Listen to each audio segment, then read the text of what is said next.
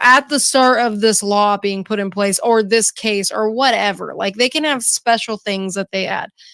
I just, I don't know. I don't feel like that their argument is going anywhere with what the public is saying. Now, we don't know what they're arguing in the closed hearings. I wish we knew that, Mm-hmm. I really wish we knew it was in the closed hearings, because then maybe it would change a lot of minds. But we don't. But let me know what you guys think. Again, I don't know how I feel about the appeal or the judge's decision. I just don't know. That's something I'm going to have to think about, and then maybe we can talk about it in a live. But I definitely want to hear your opinions, what you thought about this hearing, if you felt like I did and that there were mic drops in here. But yeah. Right. Now, I did want to mention real quick that the Gonzalez family really wanted a date for the trial in an interview, and I'm going to be talking about their for my next case, their interview on Good Morning America and some of the information they dropped, so just stay tuned, and I'm going to talk about that here in a minute. Yeah.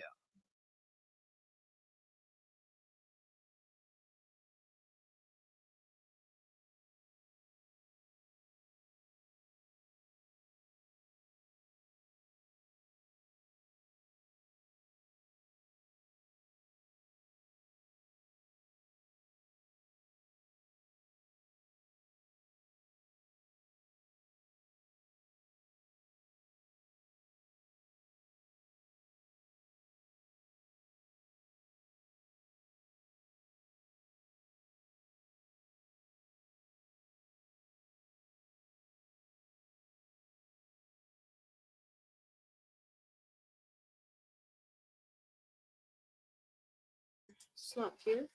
Oh, I was muted, so you guys couldn't even hear me. All right. Did you move my charger? My phone charger? No, but here. It was up here. Here.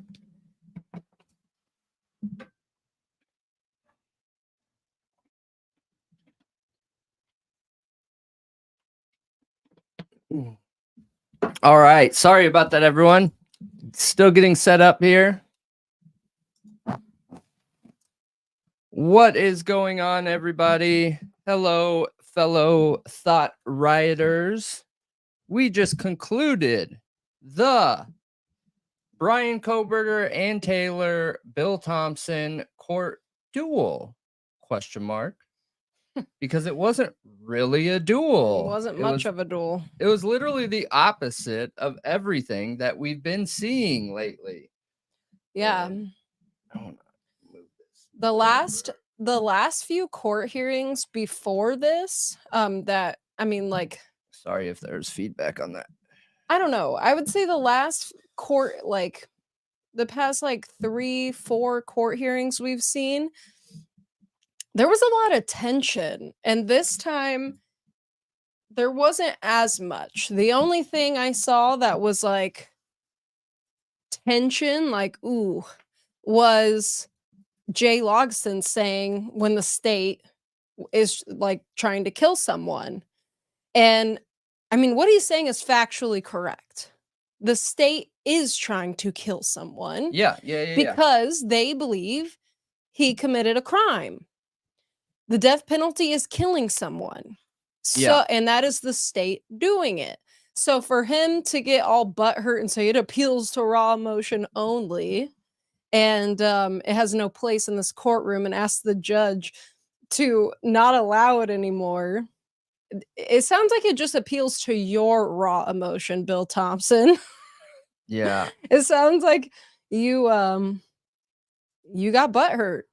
And what makes it even more hilarious for me is the judge doesn't address it at all. Yeah. He just ignores it like two naughty kids. Yeah. No, it is funny. Before I forget, though, I need to do the shout out. So welcome, everybody, to the True Crime Talk Show, brought to you by Thought Riot Podcast.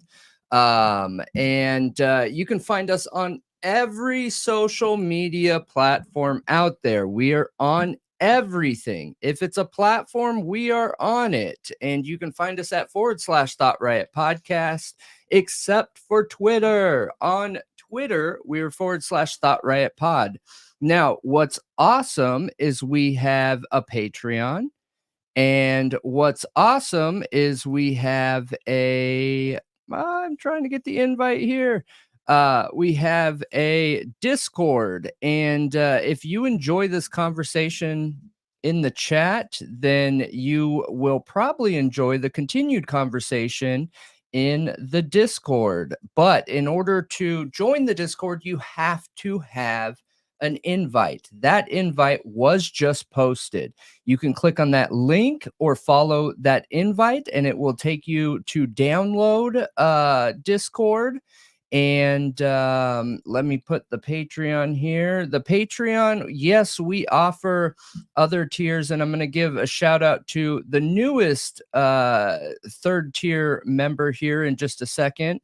But on Patreon, we do have free tiers also. So don't think that, people who make money doing this get such a bad rap, man. And I don't want anyone to feel like you're obligated to pay something. You are not obligated to pay something. The people that can afford to pay something know that they can afford to pay something and will help us get to a full-time status. But if you don't, we still want you there. We still want you to hang out. What's important to us is your mind, is your ability to think. We want that. We want it in a group setting. One thought rioter is amazing, but 100, 1,000, 100,000, I mean, that's world-changing stuff, So we want you to come hang out with us, whether you can afford to support or not, you guys. One other shout out here. Yes, we love this Reddit. So for those of you that know Reddit can be a little insane, kind of crazy, argumentative, offensive. But if you are like us and you are on Reddit and you like talking about the Idaho 4 massacre case and Bryan Kohberger case, really the only sub to do it is this one, is the /Bryan Kohberger Moscow, unless something has changed at those other groups. I know that we have been kicked out of there. And if you guys know us, we are never offensive, ever, never, ever, ever. Nobody can get a rise out of us. And we do our best to stay objective. And some other groups out there they don't present themselves that way. It's a collective of people, but so no blame on anyone. But this group does. They are very objective. They are very interested in having a conversation, and they are accepting of everybody that is respectful. The one rule for Thought Riot Podcast and the True Crime Talk Show is just respect people, and don't be mean. And this subreddit offers that. So make sure you guys check it out here. Yes, never offensive, just wrong. They are our friends. Right. Yes, I'm never offensive. I'm just wrong.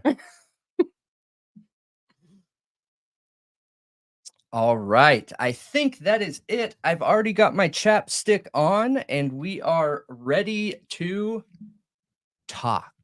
So I did see one comment that it was asking if that was our main takeaway, that their main takeaway was it was Bill Thompson not really, like, almost like feeling bad. I can't find the comment now, but basically like feeling bad for all the work the defense has to do. No.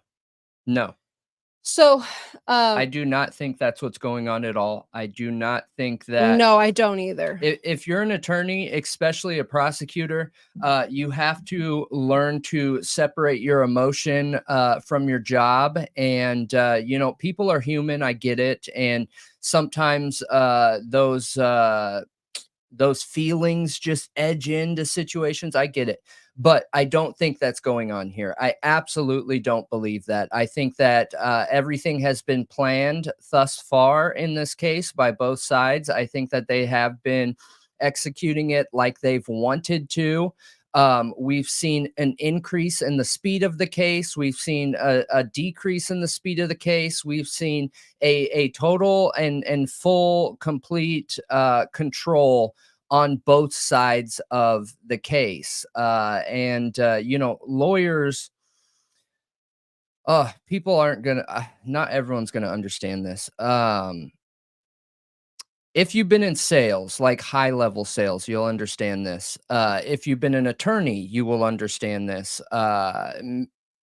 There's quite a few jobs that'll understand this, but every conversation in life is manipulated. If you're in a conversation with another person and you're talking about something and you guys have two different points, there's a manipulation in that conversation. Manipulation just gets such a bad rap in the world. However, everything we see is manipulated by the subjectivity of our experiences and past and things like that. So when you're trying to share your opinion, you're manipulating the situation to share your opinion to another person in front of you. And I think that's what we're seeing out of the attorneys in this situation. And why I'm saying that is that, you know, I made a comment in the video where I was saying that I do think for the most part, everything that I've seen so far, Ann Taylor has done a good job.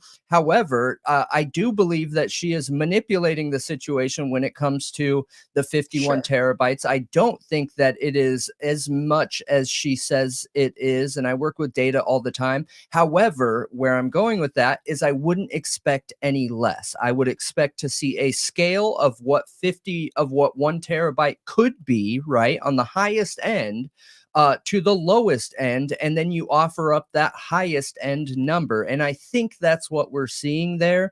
So don't take that the wrong way. That's why I wanted to give that giant mansplain, because when I say that, that is expected. I expect to see that from an attorney, right, who is going to manipulate and project the situation in the best light for the defendant.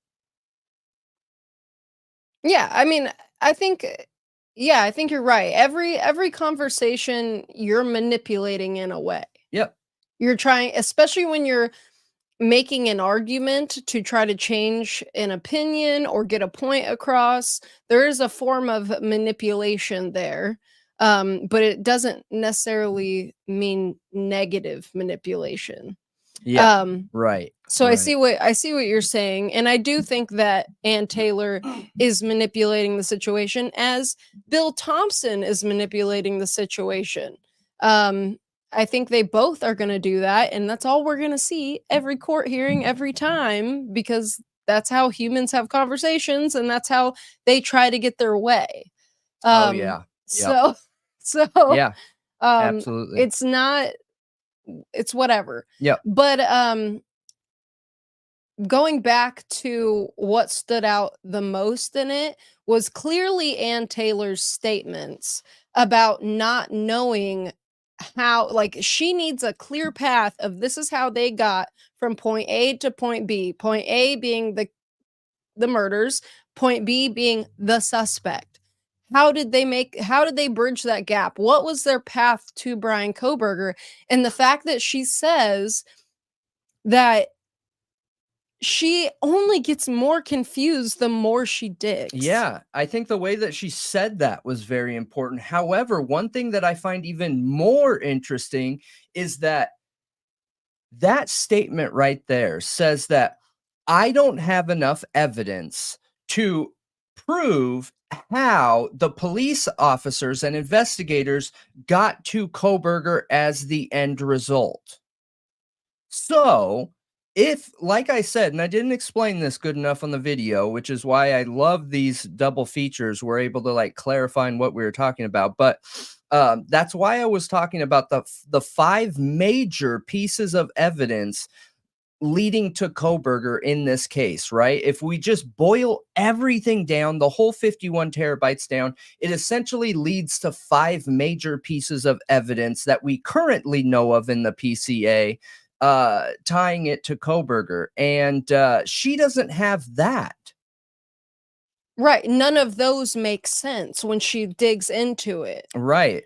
So, like, the DNA isn't making sense. The Right. car with the surveillance footage, that's not making sense. On a singular level, though, it might make sense. I'm thinking more of like macro, right? So in the PCA, it very clearly takes you on a story and path. Kohberger leaves his house at this time. He drives The at cell this phone at this towers are time. first. He does this at this time, then he's there at this time. We see him speeding off at this time and going here. Okay, so you would expect as a defense attorney to be able to see exactly how those dots were connected with a thorough enough evidence to explain it. And I think on a macro level, that's what's missing, is they might have like one piece here with picture evidence. Okay, great. That shows where he was at this time. But how does it connect to the house? And that's what I'm most curious about. The cell phone towers, you guys, I just keep bringing up the cell phone towers is because that is 100% proof that there is something funky going on here. I know not everyone understands cell phone towers the way that I do. And there's no reason to believe that 100% completely, but I think that I've seen enough evidence to 100% confirm that what is said in the PCA is impossible. Absolutely and totally impossible. Yeah, that was the first thing that stood out to us as a major problem because of your experience in it. Yeah. It didn't make sense. And then as we've dug deeper into the science behind these pieces of evidence and the statements made by the officers of how they got this evidence, it doesn't make sense. And to know that a defense attorney who's digging through all this discovery, officer statements, expert, which maybe that's what's missing the most, is that she's claiming there's all of these expert statements that she and reports that she doesn't have. Yeah. So I don't know if that will help bridge the gap for her, or if who knows? I mean, she said she had a draft of the cast report.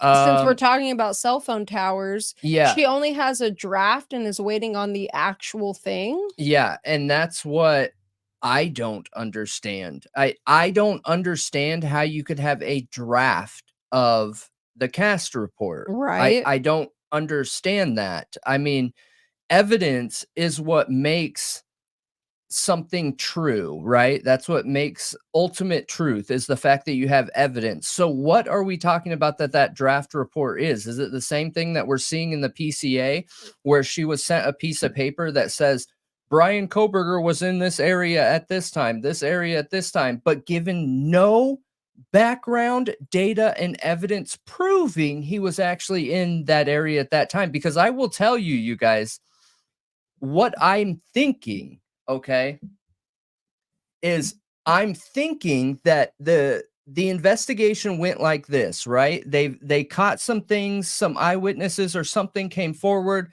They believed that it was Bryan Kohberger, and I think we can expect to see complete theory here, but I think we can expect to see with the cell phone data what we saw with the car. We know that they thought they were going to find something in the car, right? So they took that car and stripped away absolutely nothing. Now, when you bring it to the cell phone data, I believe they expected to find something in the cell phone data and realized it's not possible. So I hope within the cast report, which the cast team has not ever been geolocation or blended GPS services, which is the background application location services. I hope we can see that then. Yeah. I really do. Otherwise, where's the connection to the house? Well, I'm wondering if she's waiting on I'm what, because she put a heavy emphasis on this video that there's missing pieces of, and also on cast and things they did with cell towers that she doesn't have any of the information about. One thing I want to mention though is I feel like it's interesting that the prosecution is pushing for the 2024 summer date, yet Ann Taylor said she doesn't think they even have the full discovery. The prosecution is should be doing just as much work as the defense to have everything and have gone. They should comb through every bit of that discovery with a fine tooth comb. Okay. Well, and they should have every expert report. They should have everything backing every piece of their evidence.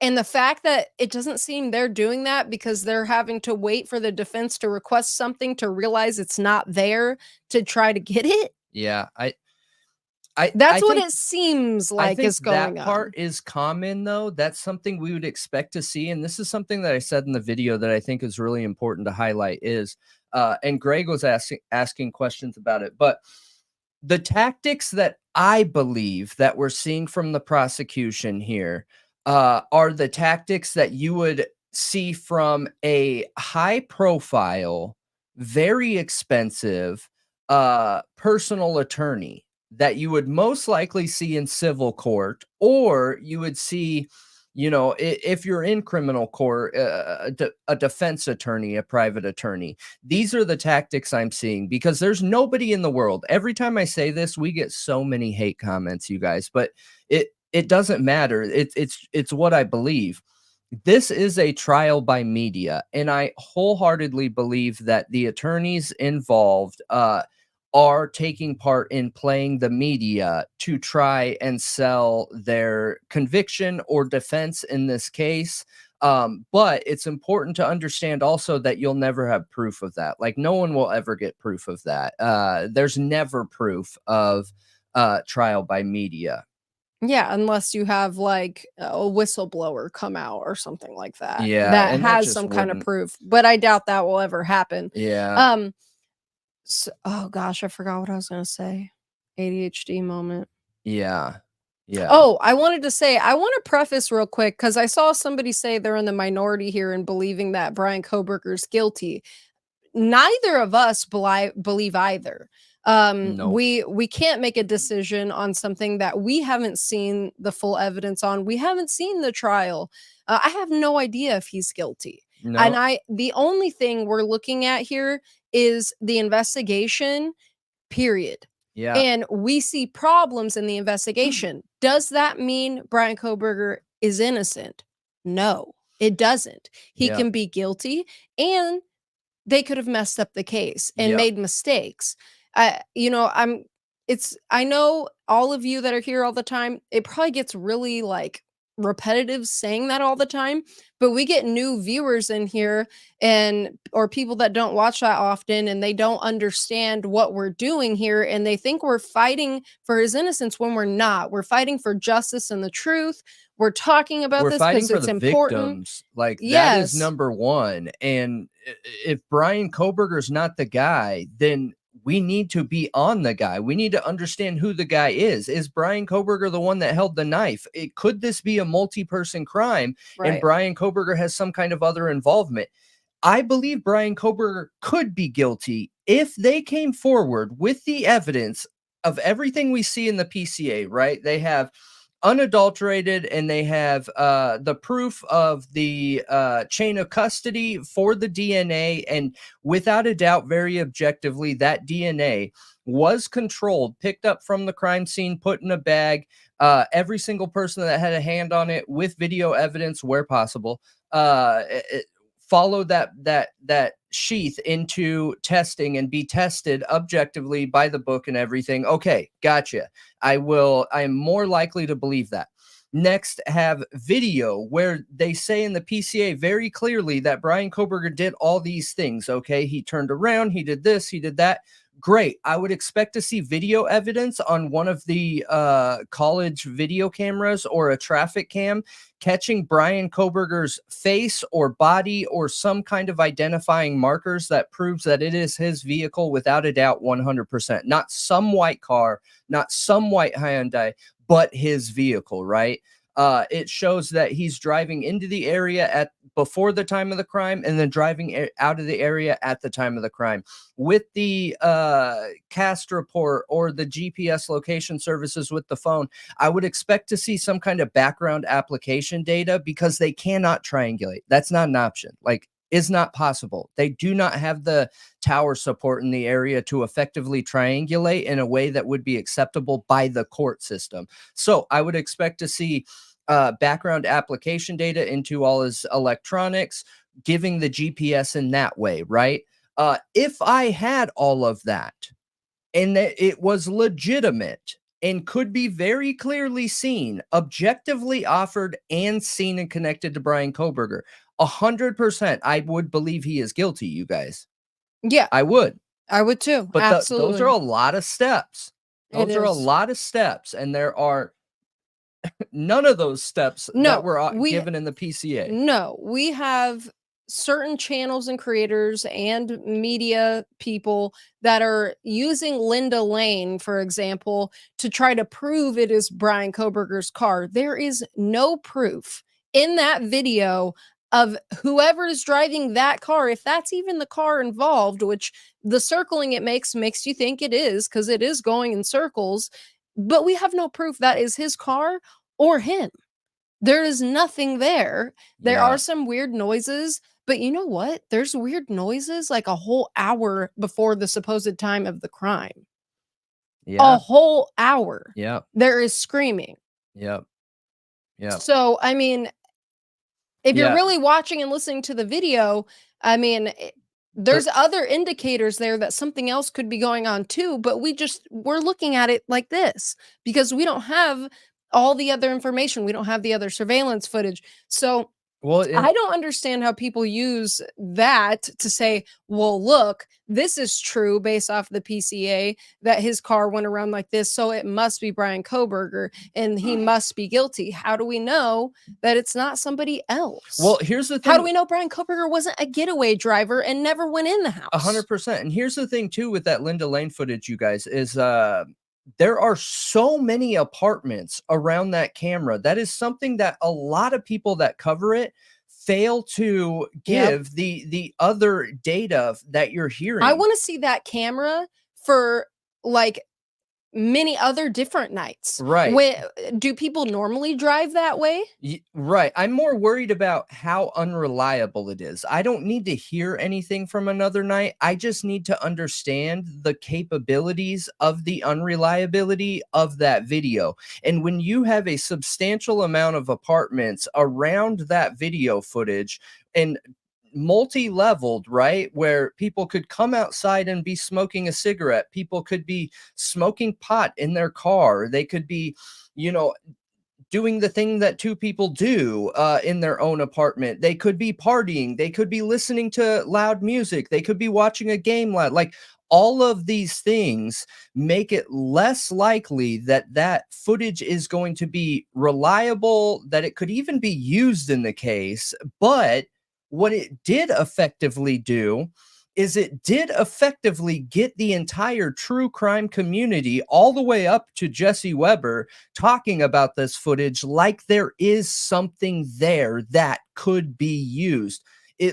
I'm not a lawyer. You guys know this. I am not a lawyer. However, I don't think I would ever expect to see a lawyer use that footage unless there was somebody identified on it, you know, by their physical appearance or something in a court case because of how unreliable the surroundings are in that area. No, I agree. I feel like that video, maybe that's why we're allowed to see it. And also it's been leaked, but maybe that's why it's been able to get out because the cops were never going to use it. because it isn't reliable at all. Like, Trial by media. Why else have we seen nothing? Nothing, not even a picture of surveillance footage, not even a picture of Bryan Kohberger's car, but we have that. Look, and I know it was leaked. There's many rumors about how it was leaked. We know that the cop's car matches the image of the vehicle that we saw in that footage, and we know that the cops in that area drive around in circles.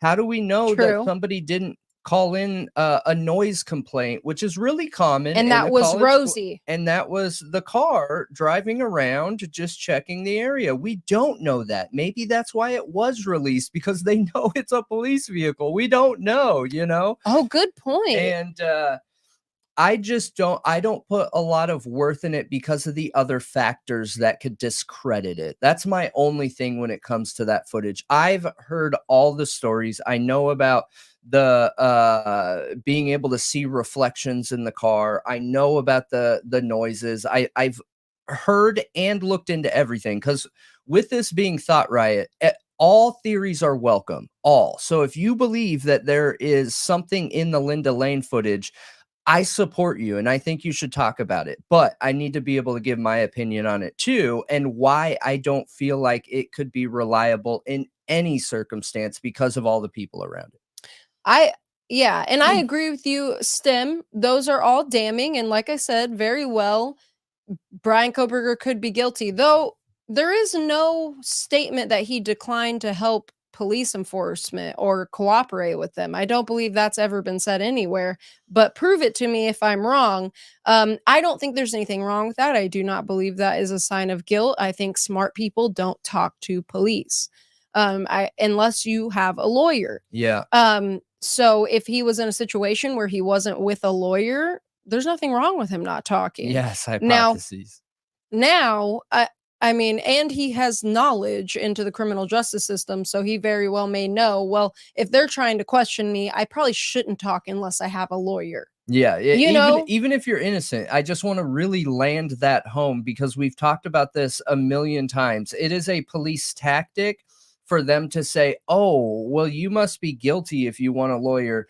And anybody who reverberates that is not supporting police officers. That is not supporting your citizens. I think in the world that we live in today, if you're innocent, you absolutely should be getting an attorney. Well, you may not even know they're suspecting you of anything. And most of the time you will not, if they pull you in for questioning. They won't say you're a suspect.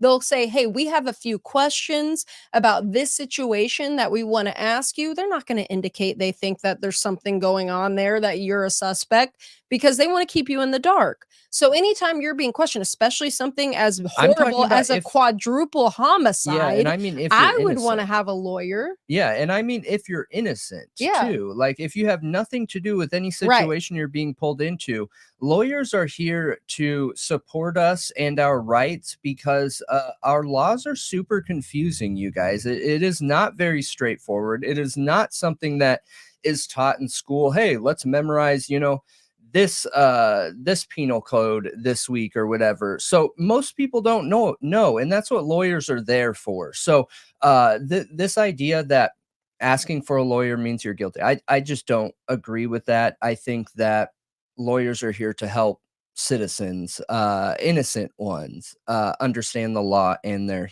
basic human rights here.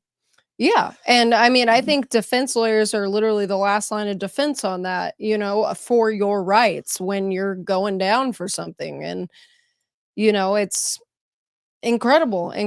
They should, I don't know why lawyers get a bad rap a lot. Like I said, I'm pretty sure it comes from that footage. Like, it's done in Hollywood. It's done in person, where police make it seem like if you want a lawyer, then you must be guilty. No, but nice try. There are some horrible lawyers. There are some terrible lawyers, okay?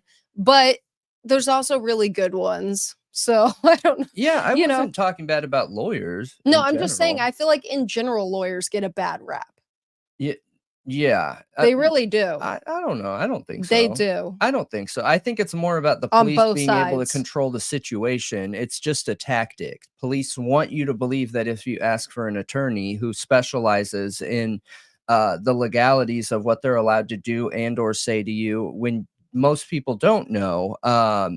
Police want to avoid that. That is going to get them closer to their job using things like the read tactics, and you know what I mean? So Yeah, and I'm sure cops wanna push those boundaries as close as they can, you know?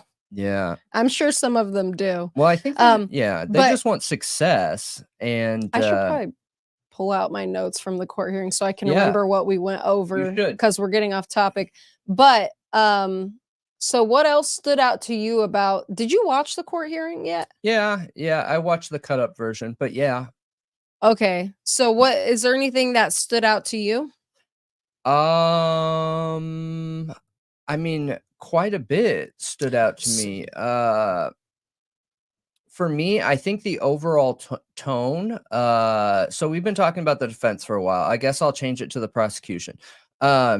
So the tone of the prosecution has changed. In Agree. general, before we even dig into the micro arguments and statements that were made, the overall tone and presence in the court has changed. Now, to be fair, we have seen it change multiple times through every hearing that we've seen in the court.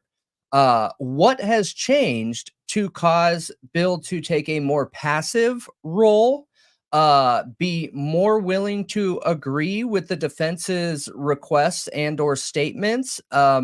He had multiple opportunities based on the footage that I watched to combat some of the information that the defense was putting forward, and there were multiple times where it actually felt like you had the defense and the prosecution working against Judge. Yeah, And that's really strange because it in a is. courtroom, the prosecution normally does the exact opposite of everything that the defense wants, and the defense does the exact opposite of what the prosecution wants. However, I will say, just to clarify, those again are more tactics for civil court than you would see in criminal court. In criminal court, for the most part, it is a presentation of the overall evidence, and it's not trying to make it as hard as what we have seen in this case. This is not common, dude. You guys, if you haven't watched another hearing for another case, pull it up. One of the high priority cases. This is not common. How much runaround and work they're having to do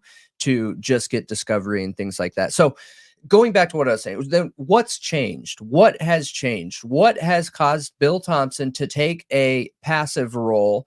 What has caused Bill Thompson to almost not act as a representation of the state in the way that people have felt like Judge and Bill Thompson have been buddy this whole time? Like, what has caused that?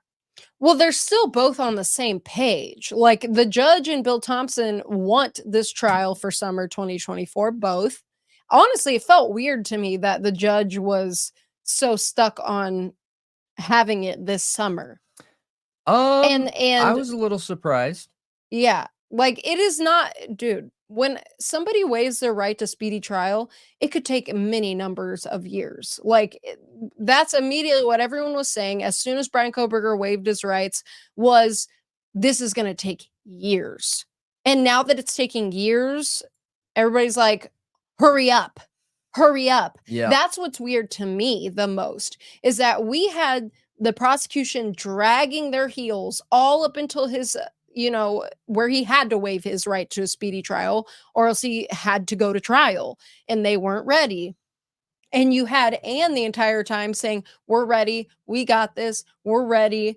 And then last minute waiving it, which was a tactic. She knew all along they weren't ready and Yeah, I weren't don't think they going were to be ever ready. ready, and I Well, think I that don't think the adds state was to at all ready either. I don't think either one of them have been ready, even though right after he waived his speedy rights or right to a speedy trial, the state said, well, we were ready and could have done it, but they in weren't. in my Nobody opinion has been. in my opinion, if I was Ann Taylor, and remember, I am not an attorney, I am not a lawyer, I would have gone with the speedy trial, okay, and fought for the retrial is what I would have done. That's what I think that has more likely of success than allowing this extended period of time, in my opinion.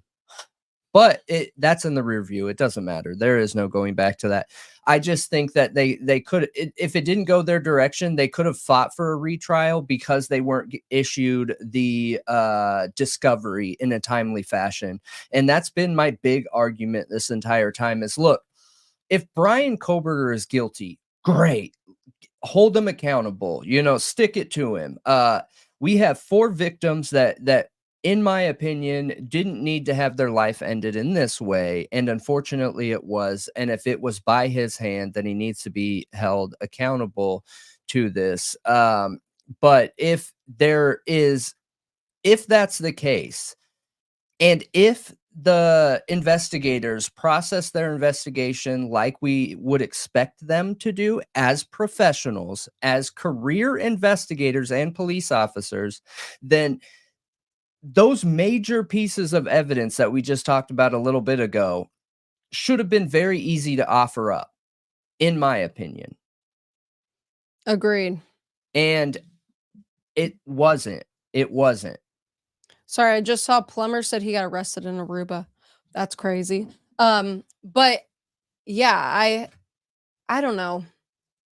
I'm still trying to figure out what I think is going on behind the scenes because they very clearly said that they were talking too. Did you hear that part? Where they said that Bill and Ann had been talking about all of this discovery and the speed to get to trial or whatever, and how what they weren't ready. But it seems like they've been talking. She said, and I think I'm trying to remember. I think she said she's literally been to their office and talking to them regularly about the discovery. Yeah. So it sounds like, I don't know if that was happening initially or if that started happening more recently. Like, has that been going on this whole time where she's going to their office and talking to them about this? Because maybe that's why. Weird about that. No, I'm not saying that. Yeah. I'm just wondering if that has changed the dynamics a little bit, or if maybe, I don't know. Do you think Bill realized something is wrong? I don't know. And that's why I brought that up in our video about that topic that we covered a while back, where we were talking about how uncomfortable prosecutors are once they realize that something is up with the investigation, and what kind of tools they have, and how much of an uncomfortable spot that puts prosecutors in. And I found it interesting if it could potentially be going on here. And what we've seen is Bill Thompson coming forward and having the back of the state and having the back of his, fellow investigators and police officers and everything. And now he's realizing, like, yeah, this is messed up. Something's wrong here.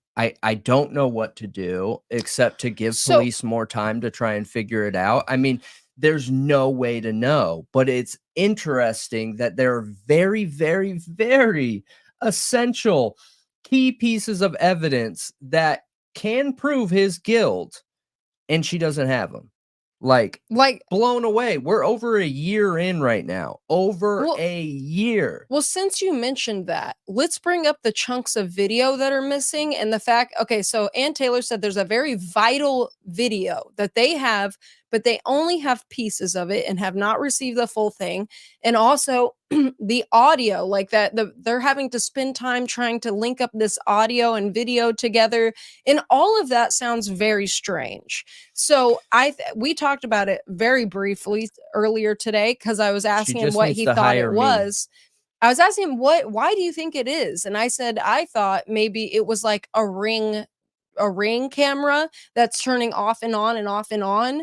And they took all the footage from that night and put it together. And then what was your idea about the audio being separate from the video? It's just not uncommon for me. I think it depends on what kind of security camera and system they're running. If it is like a retail security system where it functions off of a closed network, and that's a whole nother topic on its own that we're going to cover soon. This idea that, security cameras can be hacked off of a Wi-Fi password is absurd, you guys. But so when it comes to the security cameras, I think a Ring camera is a good possibility. I think the potential for an older style security camera is a possibility too, where the audio and video is not necessarily synced up as a single unit, but it's two separate units within that bigger housing. I think another possibility is um, it's beneficial for the operating system and the security system to split these into snippets or different chunks of video. Like, it records for until it gets to 1 GB and then it starts over, and then it records when it gets to 1 GB, then it starts over. However, another thing that can happen too, and I understand I'm throwing quite a few different things at you, but it could be any of these when it comes to technology, is if they were trying to enhance the video,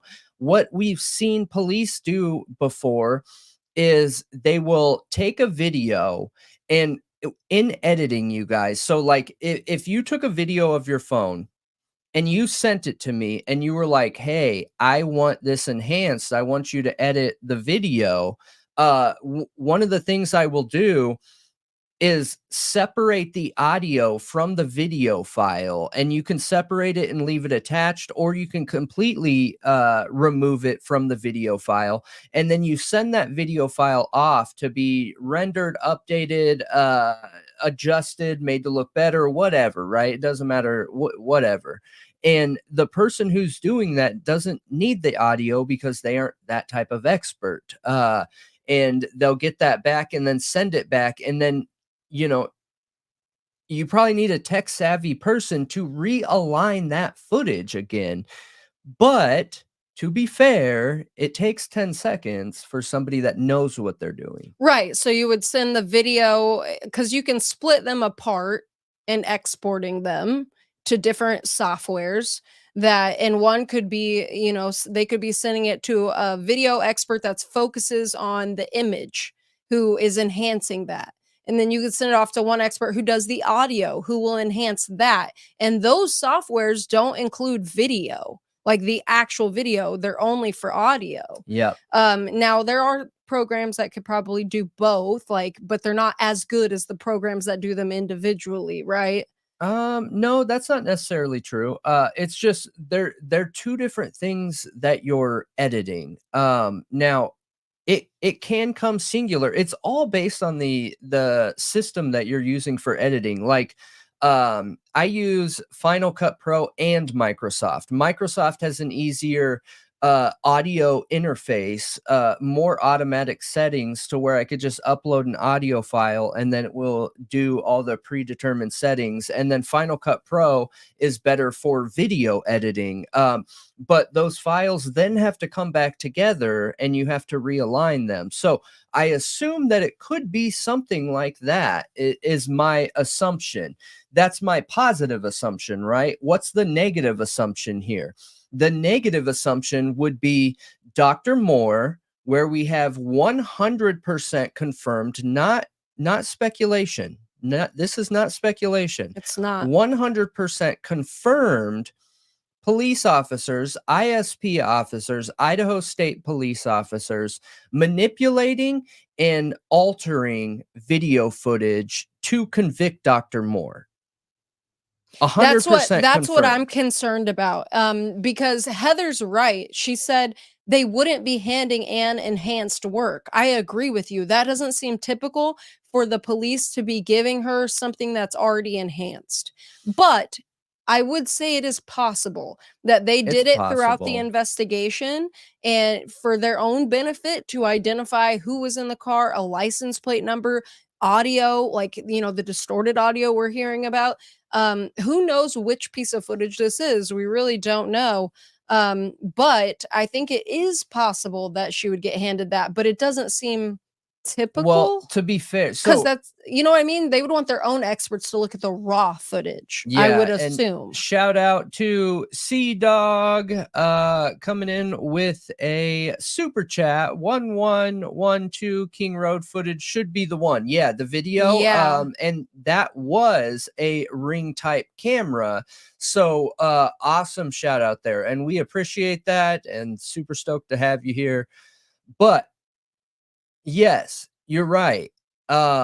It would not be beneficial for the prosecution's case to use that edited video footage of any audio video recordings to give to the defense, because that gives the defense the area to exploit. You know what I mean? That gives you the in to start prying and asking questions and saying, well, why is this footage edited? How do we know that this is legitimate? Where is the original file? I need to be able to see the metadata and see what device it was recorded from on what time, and I need to see the original file. Yes, these are all very possible things and very strange. However, it is possible for this to happen without it being strange too. I just want to be fair here and give both sides of the coin, that it is possible. Yeah. But if I'm Ann Taylor, I would verify everything. Piece of footage. Literally everything. Yeah. I would verify the source data of everything. And the I hope she reason is. for that is because of officers that were part of fraudulently convicting Dr. Moore and changing timestamps in security footage. They literally did it themselves to falsely convict a doctor in another Idaho city in what is it, Bonners Ferry? Yes. And they were an active part of this investigation. Insane. Like, that Well, has blown me away from the beginning. It's also very concerning that we have footage in the Dr. Moore case that has been altered. The timestamp has been changed, but it's also footage that makes it look like Dr. Moore is circling the building before he shoots Dr. Drake. And that is very similar to what we're seeing in this case, where we have footage supposedly of Bryan Kohberger circling the house until he attacks. It's weird to me. And then hearing that on top of it, that she has pieces of footage, they're trying to match things back up. It sounds odd. It sounds like it doesn't sound good. Yeah. If it's of his car circling the area, which we don't know what it is of yet, but if that is what it is of, I really hope she looks at the source of that footage and looks at the metadata and gets an expert's eyes on that, because that is sus. That's super sus. I agree with you. Especially if it's footage that makes him look like he's circling the home. Like, I feel kind of bad for Judge in this situation because of how the prosecution and Bill Thompson put the whole judgment on his back, which I understand. He's the judge. He's the judge. Yeah. I get it, right? And welcome everybody as you guys are coming in here. We're super stoked to have you. Make sure you hit that like button, hit that thumbs up button, leave a comment, and let us know how you're doing. We appreciate all of you here at the True Crime Talk Show and Thought Right Podcast. But so going back to what I was saying, Judge has the entire weight of the decision on his shoulders due to how Bill Thompson approached that in the hearing, right? He said if somebody gives an alternative, like, I want it in the summer of 2024, but if it goes to 2025, then I want it in the summer too. That is him saying it's okay if it's in 2024 or 2025. Otherwise, you wouldn't have said the 2025 thing. And that effectively puts it 100% on Judge's shoulders. For now, if he books it for summer of 2024, he is already setting it up for a retrial. Like, it's going to be the retrial where we find out anything. I don't think he'll book it for 2024. I don't think he can either. It's gonna turn the citizens against him, in my opinion. This is gonna end up becoming a, do you want to make locals happy or do you want to make the rest of the world happy? Because I think the majority of the world has some major questions around this. I know that we've seen some percentages of people that truly make it look like the overwhelming majority of people are bought 100% into law enforcement in this case, but based on everything I'm seeing, it is actually pretty slighted one What do you mean? side. Like, there are more people that I encounter, as long as you're not on Reddit, more people that I encounter that have questions about this case. Even some of the larger creators, like the McDonoughs of the world, Even who else? Nancy Grace questioned the teardown of the home. I think the teardown of the home and Chris McDonough acknowledging that it looks like there was mishandling of the crime scene. Like, if we can see on the outside that they're mishandling evidence or potential evidence wrong, they're literally messing it up and stomping all over it. Then there's very well, that could be an indicator that there is very well mishandling inside the crime scene. So therefore, there could be issues with this investigation. Well, it's not And even. he believes Bryan is guilty, it seems, though he says, innocent until proven guilty in a I court feel of like law. he's But pretty objective. I mean, not with Bryan's they innocence. just tend to argue the points of the guilty side more than the innocent side of the coin. However, as long as somebody is open to the possibility of him being proven one way or the other, I that's okay. I think that's okay. Yeah, and I'm sure we are doubt magnets, STEM, and I think that's because people classify us into a particular category of YouTube. But I don't agree with that classification, because we're not here to fight for innocence. We're here to merely ask questions, because we believe we own the court system. That's not just a belief. We do own it. We pay taxes yearly. Every dollar we make, we pay taxes on. So we should all have an opinion. We should all care what's going on. And we're just asking questions. We're not here to say Bryan is guilty or innocent. We have to hold them all accountable. We have to ask these questions. We have to look at it, or else it all goes unchecked. Yeah, it's all about accountability. And in my opinion, look, that might just be a different life view than somebody else. However, I would just rather have the truth, right? And I live my life in a way that, I don't ask people to believe me. It's trust but verify, right? Just take anything I say as a carrot and verify everything I say, because you don't have any idea if what I'm saying is objectively truth and fact, or it is my subjective truth and fact. And to me, it could be true, but that doesn't make it true to you. And our police officers are human beings, meaning that badge doesn't deny you a flaw. No. It makes your actions that much more serious when lives are on the line. So in order to prove that you care, you should be holding your police accountable to make sure that you're safe, your neighbors are safe, your family's safe.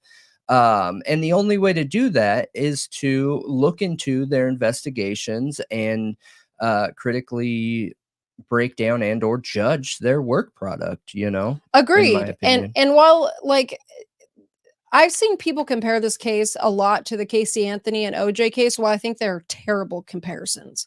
Like, absolutely awful. I don't even feel like they're in the same realm when it comes to the litigation of this case.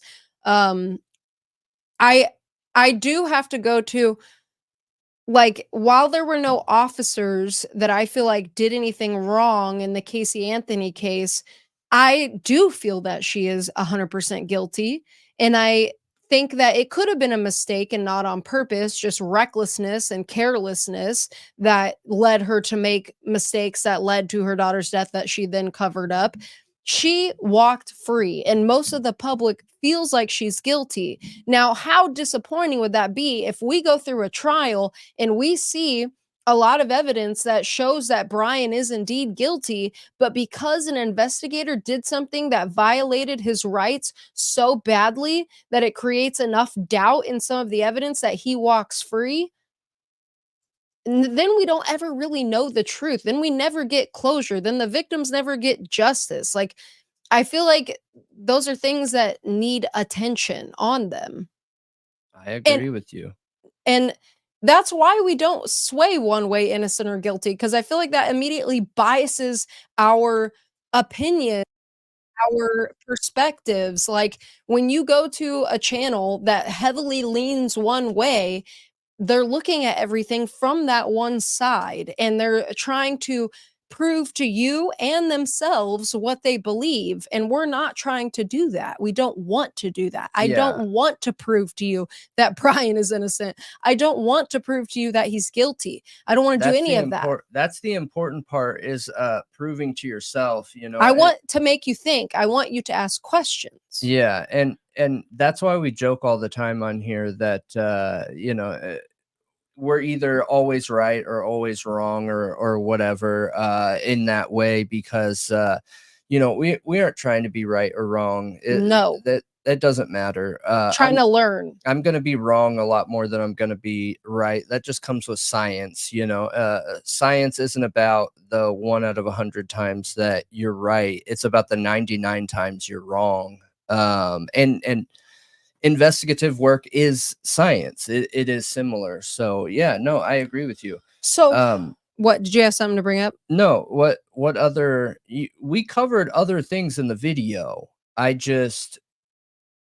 So I wanted to bring up really quick that Jeanette Levy on Law and Crime had a defense lawyer on talking about the court hearing, and she asked him some questions about like what he thought about Anne trying to drag this out to 2025. They brought up some case in Ohio. Sounded like a murder of 8 people, and there were 8 defendants, something like that. It sounded crazy. But there was a significant like 5-year delay or something like that. And he's like, well, there's so many people, there's multiple crime scenes. He said, and there was COVID. So, and he then therefore tried to say that delay makes sense, which it does make sense.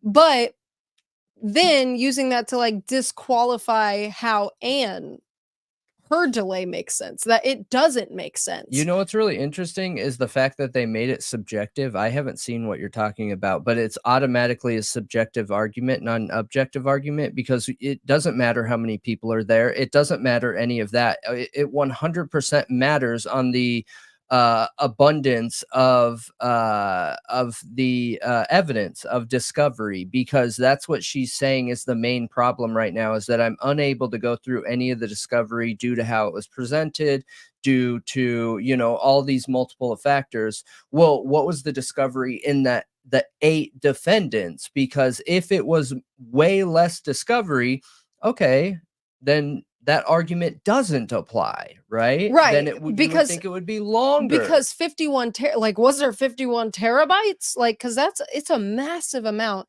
And there's something else I want to bring up about that in a minute. But I found it interesting that he said essentially that Ann Taylor doesn't need every bit of the discovery. She doesn't need to come through all of this. The mitigation phase where you're digging 3 generations back into his family, mitigation has become something that has gotten out of hand, basically. It's evolved into something it was never meant to be. Yeah, and he's like saying the grand jury. She doesn't need to do all of that to give him a fair trial. That she's almost going way too above and beyond. Whoa. That both of them don't need to dig through every piece to just give him a fair trial. And I was thinking, if I was accused of quadruple homicide and I was innocent and my lawyer wasn't combing through every bit of that discovery to try to find out exactly where the flaws are, I would be looking for a different lawyer. I agree with you. Because it absolutely is her duty to comb through every bit of that discovery. And what I wanted to bring up is that I find it interesting that Anne has so much, like, she literally got buried from the beginning in discovery. Like, remember how you're saying that it's a tactic by lawyers to bury your opponent in too much information and data?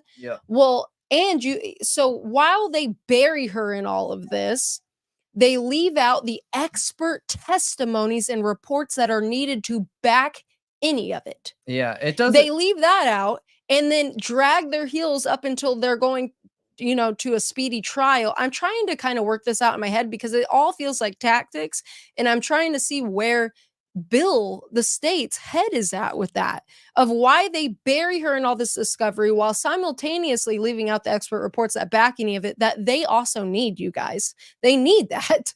Like, I mean, it's odd to me. And then make it drag on, not turning over those bits that Anne needs, until they make him waive his right to a speedy trial, and then now are rushing to get him to the 2024 summer date. And she still doesn't have these expert reports. Like, I think it's a bit ridiculous she doesn't have the cast report, and she said many other expert reports. The cast report is insane, and it's because it doesn't exist. It doesn't. That's your belief, yeah. It's impossible to have a cast report if they only focus on triangulation, if they are focused on geo-blending services, GPS, geolocation services, then that's a different story. However, well, do you think that it didn't been able to get that without warrants? It didn't exist. The cast report didn't exist. I don't think it did. But it is being created now. It is being made with all of this background app location data that, as we just saw, there were background app data being requested even as late as the end of last year. They were requesting app data. And were all of last year after he waived his right to speedy trial and everything. Yeah. So, I mean, it makes you wonder, like, okay, she had a draft. Maybe it was a rough draft of the cell tower stuff that from all accounts is impossible. And they knew that. That's why it's only a draft. And they waited until they had time to get all of this other information. We're like, shoot, she's really digging into that. We need to back this up with more. We need to beef it up. Well, it makes you wonder if they're not doing that with everything. Yeah. Which is concerning. It is. And also, it also causes doubt in the state. Yeah. Like, you don't get to come on and pretend like, and this is going to come off sideways. All right. So anybody that, backs the prosecution side in this, you might be offended by it, but just fair warning. But what it seems like, right, in this situation is that you have Bill coming forward and using the victims' families in an argument that benefits them while simultaneously allowing, I'm not saying Bill Thompson is to blame here, but simultaneously allowing discovery to not make it over to the defense's hand, right? And what I mean by that is not pushing to get it from law enforcement or, lighting a fire under their butts to get them to send it over. Because again, it goes back to, if the defense doesn't have the proper evidence to prove a straight and linear line from Kohberger starting here to the crime to the ending, then how does the prosecution? Right. And how are we comfortable convicting if neither has evidence? Like, what is going on? They may have evidence, but it sounds chaotic. It sounds like a mess. It doesn't sound like they do based off what was said. She was saying that it's because of law enforcement agencies. Okay, then how did the prosecutor agree to prosecute? Right. If he doesn't have all of these things culminating and forming this linear line. Yeah. And then if he did see those things, then why are they not giving them over then? Because those are both problems. Those are both issues. You either have the fact that you have a hungry prosecution in state that was too quick to charge and try and convict, or B, you have faulty law enforcement and investigations that is unreliable. You know what I mean? Either one of them is a problem. Both of them are horrible and scary, you know? Yeah. So what I also wanted to bring up is that since the prosecution should be digging through every bit of this discovery, um, and I mean, for the sake of the investigators who had to comb through all of it and form this linear line to Kohberger, then why do you think every bit of this evidence is coming through without an index? I mean, If you have multiple agencies going through it on their own, you have, Bill Thompson who's supposed to be going through it, why is it all coming up in a jumbled up mess? yeah, I don't know if the indexing part is that much of an issue, especially if there's multiple agencies. And wait. I know what she said to prove her point with how much her workload is in the work product. That's and, not and what how many work hours it would take. But I think it's like, Yeah, but you realize she said she has body cam footage that she doesn't know what day it's from or time or anything like that, and they have to go digging just to find that because these officers have been in the house multiple times on different days and in the same day, and it's many different officers, and they have all this body cam footage, and she can't make heads or tails of it. I get it. How is that possible? When we understand it. request with a FOIA request body cam footage, it's time stamped. I hear you. So what is going on there? How come she can't tell what day or time body cam footage is from? Right. I And get there's it. no okay, so there's no index, fine, whatever. But each one should be time stamped, no? Yeah. And they should be. They should be. That's a requirement. That's actually built into the software. So why there might not be timestamps on it? You got me. Oh yeah, photographs. J-Ray, you're right. It was the photographs, I think, not body cam footage. I think you're right. Sorry. But regardless, I think that they should all be stamped. And when the investigators are organizing all, like there should be organization. I don't feel that is typical to have it in a jumbled up mess like that. I feel like it's either a tactic to bury her and give her It's a more to do, tactic. Yeah. or they are just that disorganized and Yeah. messy.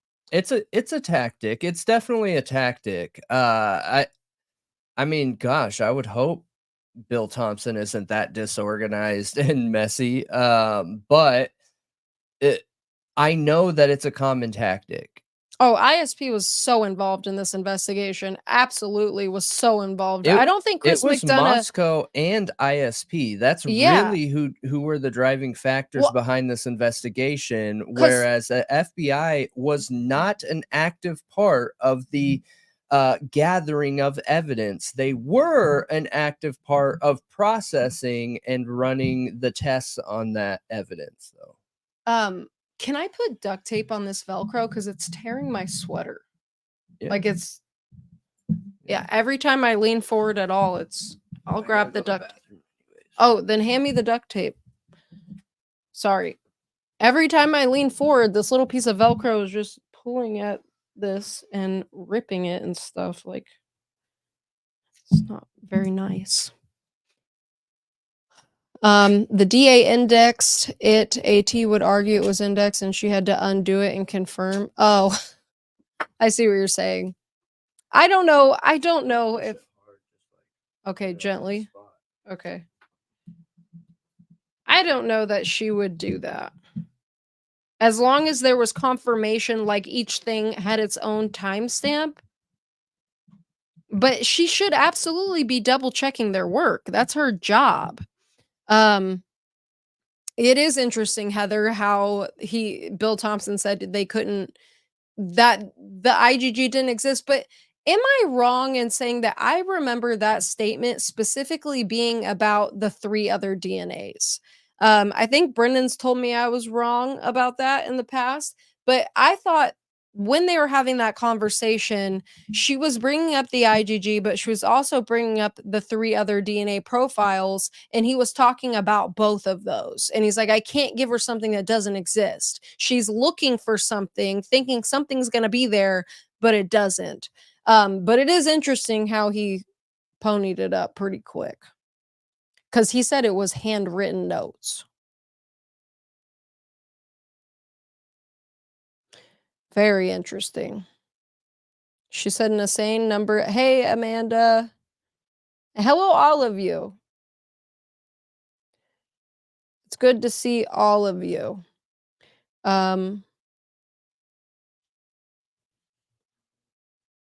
Only because you said trumpet chops? Oh gosh, Kane, are you judge now? You have so many troll accounts. She said an insane number of agencies worked on this, so we can't say FBI isn't involved more at this point in time. I mean, she did say there were a lot of agencies involved. She absolutely did say that, Amanda. You know, but that doesn't necessarily mean they were all at the crime scene working the investigation. You know, Moscow was always the lead. Then, you know, they were in over their heads, so they called for ISP's assistance. Now, I believe ISP's forensic team is actually what went through the home. And then we know FBI came in and did some things. Like it was the FBI who identified the car supposedly. You know, they had the IGG and they were involved in some ways. We just don't know 100% what all those ways were. Processing the gathered evidence. So they weren't on the scene. I've theorized from the beginning that the FBI saw problems in this investigation in the same way that Chris McDonough has. And I just recently watched a few videos of Chris McDonough, which I don't have time to watch a lot of content, you guys. I watch the very important content, like the hearing, and I have very little other time from that because I work full time in corporate America and do the editing here. But when he first has been talking about this case, you know, he didn't talk a lot about the problems. And I have seen a few videos here where finally someone else is talking about it, because look, I feel like the people who have been talking about all the problems in this investigation are the people who are getting classified as like Bryan Kohberger lovers or something like that. Well, however people classify them, when in reality, no, we're hoping, right? Because look, if we don't get the correct suspect, do you guys understand the implications of that? Like, I think people understand the implications of it. It's just people really believe he's the one. You have 4 victims that are not going to get justice. You have all the family members that are not going to get justice and or closure who are still alive. You have possibly locals that are at risk of being targeted again, and you have a madman that's going to continue living in the world. Like, that is a massive problem. That is a massive problem that I feel like could be avoided if we hold these police officers accountable.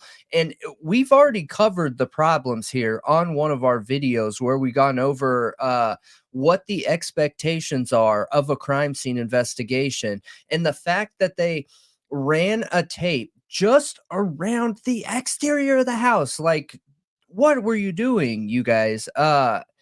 Literally touching the walls of the house, and that was your crime scene tape. That is absurd. That is blows my mind. Absurd. The ridiculousness of that. Yep. Look, you've stated the whole street should have been absolutely the whole block, but at least the entire exterior of the house of the property, the property line, at least. The property line. That is the very basic expectation, because we know someone was in there. We know someone had to exit there. If you walk in and you see the amount of BLOD that you do, and knowing someone had to exit that home, what are you doing? Wrapping it around the house, driving your car up in the dirt parking lot area, like leaving the doors open and windows open in the house. What were you guys doing, man? What were you doing? Not to mention all the evidence we have of ISP, who is supposed to be like a lot more superior when it comes to their investigative experience, walking around cross-contaminating the crime scene, picking things up off the ground with gloves while simultaneously touching bagged evidence, and then carrying bagged evidence out of the house without gloves. Like, what are you doing? Right. It drove me crazy. So if somebody is watching this and you think that we're arguing these points because we're a BK lover, that's absurd. No, these people highlighted themselves, man, and I'm terrified for the citizens of the US that there could be a madman out on the loose I am if too. it's not concrete and straightforward, objective, solid investigation and evidence. And all these families will never get closure for something I couldn't begin to understand how it feels. You know what I mean? Yeah, and the family was really hoping for a trial date because they want answers. There's a gag order. They don't get to know anything more really until the trial. They want answers. I'm sure they believe it's Bryan, and they want justice, but I think they also want answers. They want to know for sure. They want to know what happened that night, and all the evidence that the investigators gathered. And But there is absolute absurdity when it comes to the crime scene. Like, if you go and look at the standards of how that crime scene should have been handled, that tape around only the house and not the property line or the block is a major problem. Also, that coat that they picked up and threw down like trash, the glove Chris McDonough found, and the so crime, many real quick, because things. someone had a question here. So the crime scene was expanded, It which was. you if you're not as familiar with the crime scene standards, you should check out our video that we did on it. Every video we do are what we call expert videos, or like expert topics that we go and we investigate and we research and we learn. And it's normally from like, no experience. And then by the end of it, hours and hours and hours of research, we feel like we know a little bit of something and then share it with you guys. But that is a major no-no when it comes to crime scene You start investigations. big, You start too big. like the You block. overextend in any case. So what I mean by that is if you even think maybe there could be a cigarette butt thrown out on the street, then everything should be wrapped and shut off in crime tape, and it wasn't. If you think maybe this piece of evidence might be relevant, it doesn't seem like it, but maybe it is in some other universe, then you grab that. You grab Yep. everything, literally everything. And we didn't see that. We saw front doors left open, which allows the moist air into the house to mess up the crime scene. And we went over the evidence of there was this crime actually in the Idaho area where someone was ended in a car. Someone murdered somebody in a car, and there were fingerprints and evidence in there, but the suspect left all the windows down, and in a 20-hour period, the windows down because it was there was moisture in the air, ruined all that evidence, and they didn't catch the guy. So just as an example, like a real life example of what just basic moisture in the air could do to evidence, and they had all the windows and doors open that day. And not to mention, they did not start tagging and bagging the exterior of the house, you guys, for days. For 3 days, they did not move to the exterior of the house. When the rule of thumb is exterior in. Exterior in. Yep. It's absurd. It is. It absolutely is. It's a clear indicator of incompetence. And when you have incompetence mixed with like gung ho, let's get a conviction type mentality, I feel like there's major problems there. Um, But I did want to mention, Heather, your comment real quick about the dumpster that a parent discovered, apparently found brain matter on it. I haven't seen that. You should definitely send me that source because I haven't seen that before. That's odd. I didn't know about that. But thank you. Yeah, that's interesting. Thank you, Amanda and Heather. Appreciate that. Yeah, and then Chris McDonough found the glove. I mean, bros, come on, you know, these aren't even like questionable things, you guys, and this is why I'm nervous, and this is why I feel like everybody should be questioning this. I have a hard time taking experts seriously the second they look at this case and they aren't questioning these same things. It makes me doubt them immediately. It makes me immediately feel like either A, they have a script and they haven't really looked into this case and dug into this case, or B, they are that biased that they're unwilling to see these things. And it's just wild. Either way, it is absolutely absurd how that crime scene was managed, and it makes me nervous for the entire state of Idaho. Now, you pair that with the Dr. Moore case where you have proven corruption from ISP, and then you have Tyler Rambo, and then you have Christopher Tapp, and then you have maybe that new Coeur d'Alene shooting. You guys, does this not feel like the next Baltimore? Do we not need to have DOJ step in and ask what the heck is going on here? Why is our community not safe? Why are people of the US not being treated like the citizens they deserve to be treated as? Right. I'm borderline there. I also find it interesting, people make the argument that, well, the FBI was there on scene, ISP was there on scene. FBI wasn't, so just to clarify. They were there. You're just saying they didn't go inside is what you're saying. They weren't on scene that first day. There was not a whole bunch of FBI agents on scene. We have very, very, very a whole bunch of pictures from day 1 and 2. And then I'm pretty sure actually, was it McDonough? One of the experts that had been there a few different times had came out and said that the FBI was not there during that time. I know they had representatives there, you guys. I know. I'm not saying they were never there. They were there in the first week. An integral part of the investigation and crime scene management during the important times of the case. So okay, if that's the case though, people bring that up saying, how could Moscow PD or ISP get away with corruption if you have multiple agencies involved? Well, you have a lead on the investigation and they control how involved other jurisdictions are. Yeah. If you have a lead on it, that does not mean the FBI has unfettered access to all of it. And you're also assuming that the FBI wants to expose corruption when they see it. Yeah. That's a really good point. It's not necessarily their job to come into an investigation and determine if it's corrupt or not.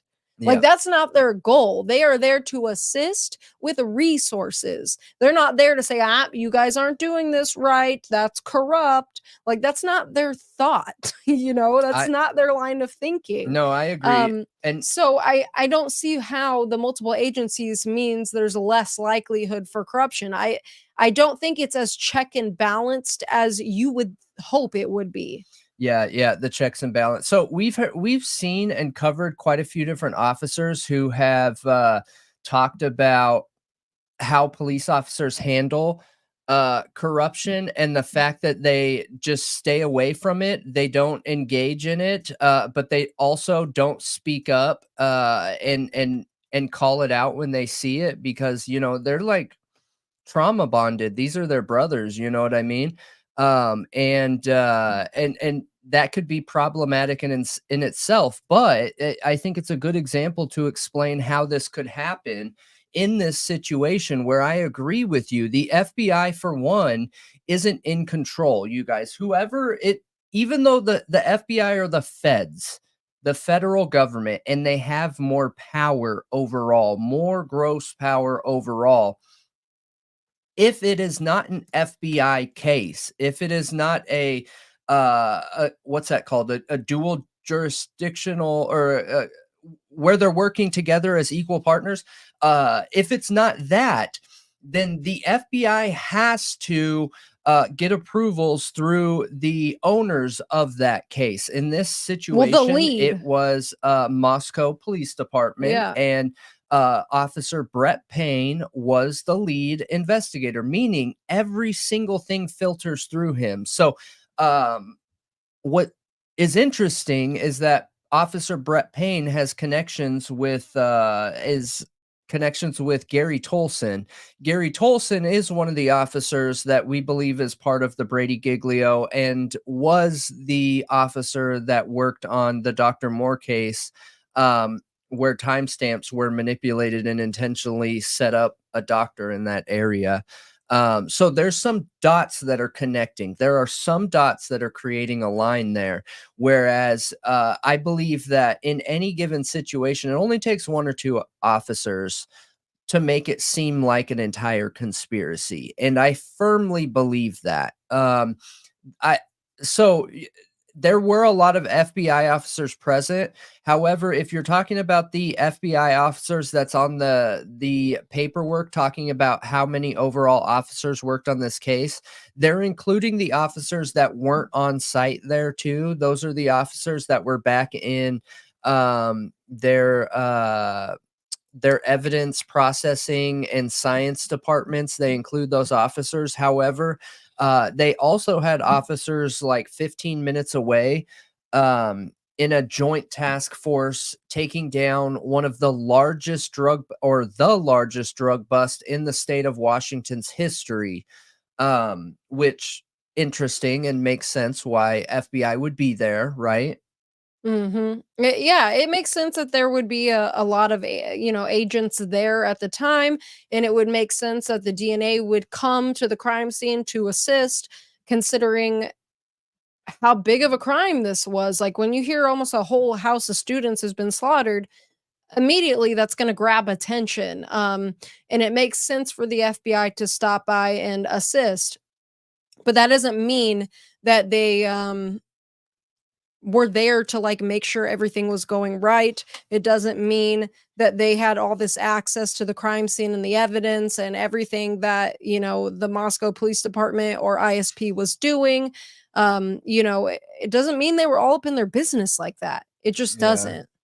Yeah. They may not be That's there super to funny. solve the case, but just give assistance in the areas that they need. STEM thinks we're jumping off the deep end. Yeah, I mean, so the True Crime Talk Show's motto is, "Are you brave enough to think?"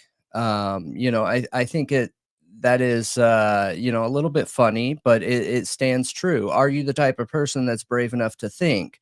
That means creating and following your own line of thinking and or stories that is trust but verify, right? I hope that nobody watching this show feels like everything that's coming out of my mouth is truth. I think that you guys should not believe everything that's coming out of my mouth and use it as a carrot to go and verify everything coming out of my mouth. Just because I don't think anything should be taken as fact, in the same way that we're looking at officers in this case, and the same reason that we covered the subjective objective video, where we talk about the differences of fact theories, hypotheses, and laws in science. One person's fact might not be a fact for somebody else. Facts don't mean ultimate truths, they mean that it is true to me, right? And I think that's important in this case. That's really important in this case, because I side with the people, you guys, always. Okay, it doesn't matter. I'm a citizen of the US, and I side with the people of the US, and I go even further than that. I side with the people of the world, and I believe that there's a space for everyone. And I think that people that have a large amount of power, like law enforcement does, needs very serious management and oversight, just because it's easy for power to get out of hand. And I'm guilty of that too. So I don't know if I've shared this with you guys, but I was thrown into a management position when I was 18 because my manager at the time had an inappropriate interest in me. And I wasn't ready for that. And I let that power go to my head right away. And I made some of the biggest career mistakes in that time that I still regret to this day. And I wish that I would have had someone looking over me now, right? I would have hated it then. I wouldn't have allowed it to happen then. But now looking back on that, I really wish I had somebody looking over my shoulder to guide me. And that's what we're expecting of our police officers is dare to think, you guys, dare to think, right? These ideas that an expert has more of an important opinion than you do, ball that up and throw it out the window because that's a bunch of doo-doo. Learned knowledge is everything in this world, and an expert does not, their opinion doesn't mean more than your opinion. Your opinion means just as much as an expert's opinion in any case. What's important is not the opinion, but the objective evidence backing that said opinion and theory. So I hope that we present that in this show and you guys feel welcome presenting your opinions and theories. So, yeah. Greg said, "You know nothing, Brendan Snow." Yes. Brendan Snow. That's funny. That is funny. It doesn't have a ring to it, but it's funny. What about Brent Snow? Hey, AR, good to see you. I hope you're doing well. Oh, AR. Yeah, AR's in the chat. There we go. Yes. Hey, what's going on? So I wanted to ask Mike. He said that he felt like the judge's comments in that hearing were biased. Would you agree with that? Did you sense some bias from Judge? I do a little bit. I do a little bit. I did a little bit too, but I honestly can't quite put my finger on it though. I want to be clear in what I'm talking about here, okay? And it's the same concern that I've had from the very beginning, guys, from the very, very, very, very beginning.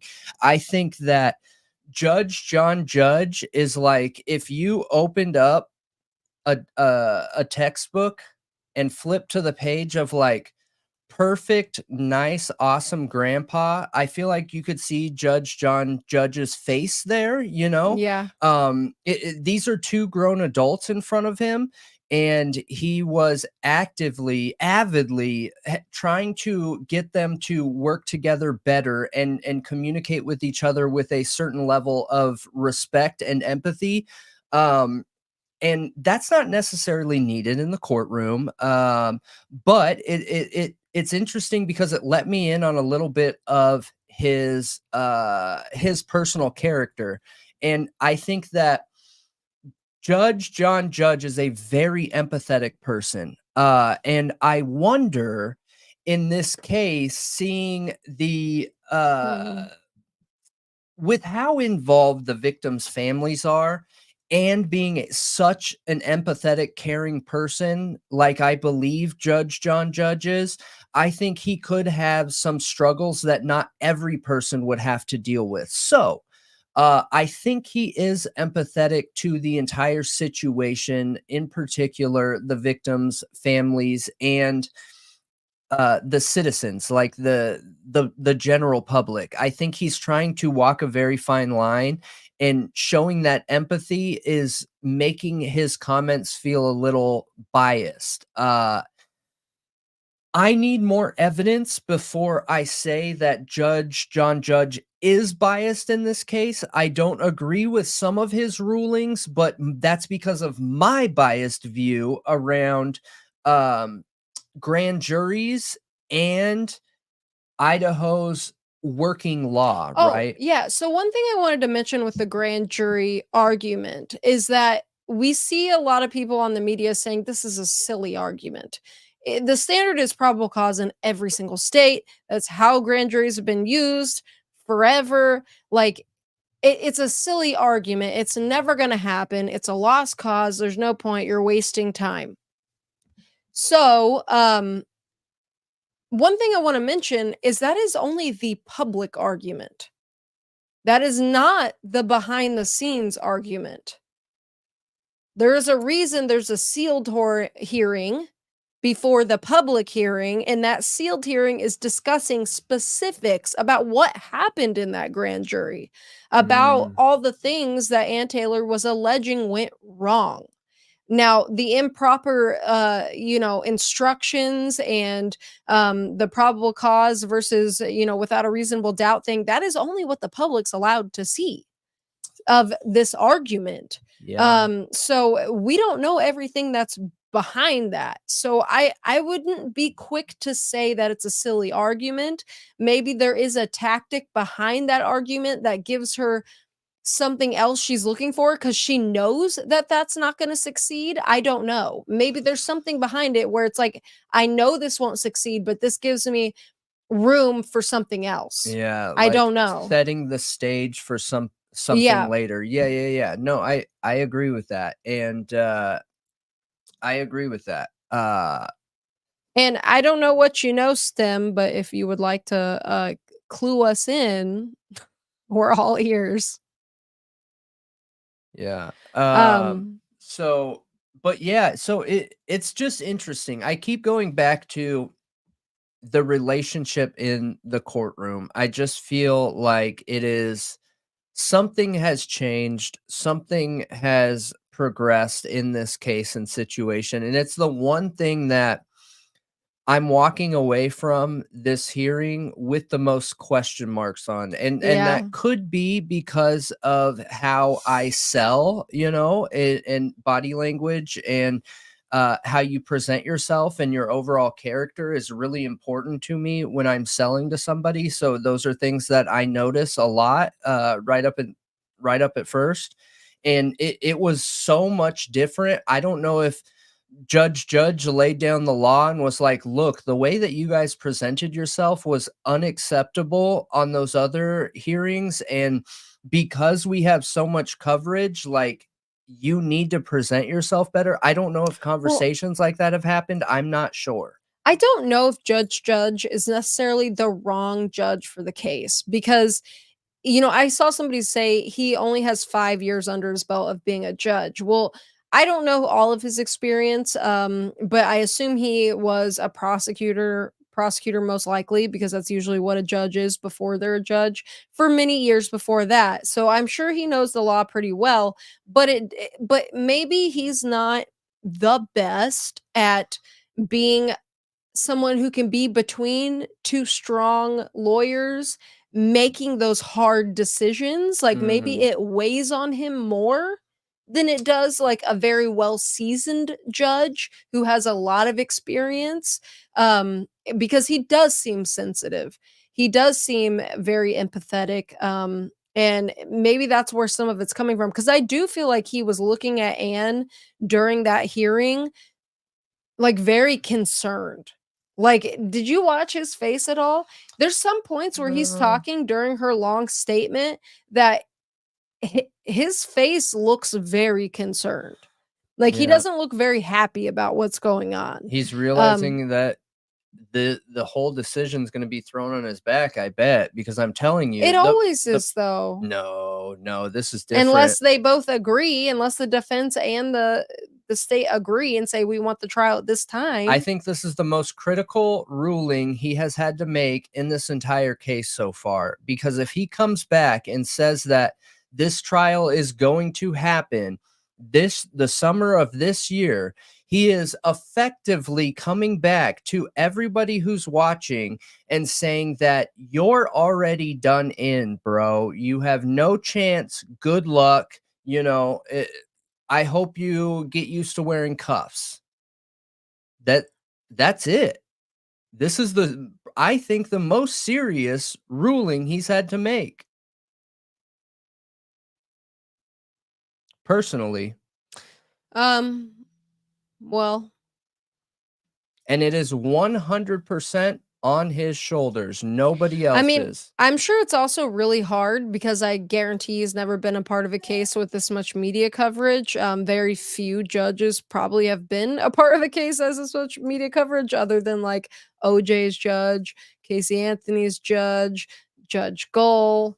Like, Judge Gold didn't handle it very well. Yeah. Still isn't handling it very well. Which, by the way, they filed something to try to get her removed again, which is great. Yeah. We'll talk about that another time. One thing that I wanted to bring up is the suggestion to transfer the case.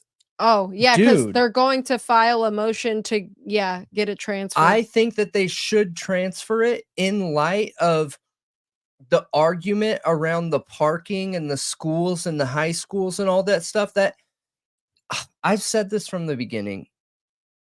I think every decision has a monetary value behind that decision from the start. And I'm not saying it's wrong, okay? I want to be very clear. I am not putting somebody down by saying that, but I absolutely think that it is being looked at as a booster to the community, whether you feel like that's right, wrong, or other.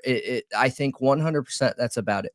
Because the first chance they get to move it somewhere else where it might be bigger and not impacting anybody in the community, they come up with some story that, well, if you transfer it, the jury's going to be even more biased because there's more news there. Yeah, right. That is a ridiculous argument. Well, Stop that. And Come the on. University has too much pull in this case. They need it out of this. They need it out of this jurisdiction. I agree. They should have used that book. Everybody that lives in this town is associated, not everyone, but a lot. Like, most of the people that live in this town are associated with the university. So why would we pick a jury pool from that selection? No. I agree. They need to move jurisdictions. The university has played too much of a part in this case. They need to get out. Yep.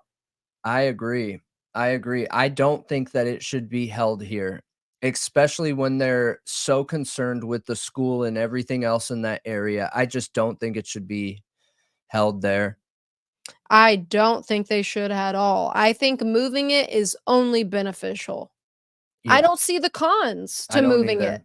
I don't see any. It's not bigger anywhere else. No. The whole town is affected. There's not probably a single person that lives in Moscow who doesn't know about this, unless it's somebody who doesn't watch TV or have a phone or a computer. Yeah, absolutely. I mean, and literally is a hermit. You know how many people we have from our show is in the top 5 for true crime podcasts in 4 countries, okay? And our main case that we're covering, which is a minimum of once a week, sometimes 2 or 3 times a week, is the Idaho 4 case. Now, do the math. That means all these countries are that interested in this case. Are that interested in this case? It's literally on a national scale. So yes, you're not going to go many places that haven't heard of the case, but you're not going to have as many people in those areas that are as personally invested to the case as people in that town are going to be, and a part of that university. I agree. You can't get a single student or college professor or mother or sister or wife of a college professor or a janitor at the school. You can't get anybody associated with that university, or else they immediately have an appellate argument. So in my mind, I agree. So I forget what the percentage was. If someone remembers what that is, let me know. But I think it is 65% of the permanent residents who live in that town are employed directly by the school. Okay. Now, all 65% of those people benefit by Bryan Kohberger being found guilty, right? And so that takes objectivity out of it. And that's what that's all I want, is I just want objective people. And I will stand by any jury that finds him guilty objectively with objective evidence, right? That can be proven 100%. But if we don't have that, then we're setting this case up to be a never-ending case. Never-ending case. Exactly. You know? I started a poll asking, so anybody listening, if you would like to vote, should the Bryan Kohberger trial be transferred to a different jurisdiction out of Latah County? Vote yes or no. Somebody called for a poll, so I figured I would do it. But yeah, I think it is a safer bet. I really do. Have people judge this case that aren't being impacted by this case.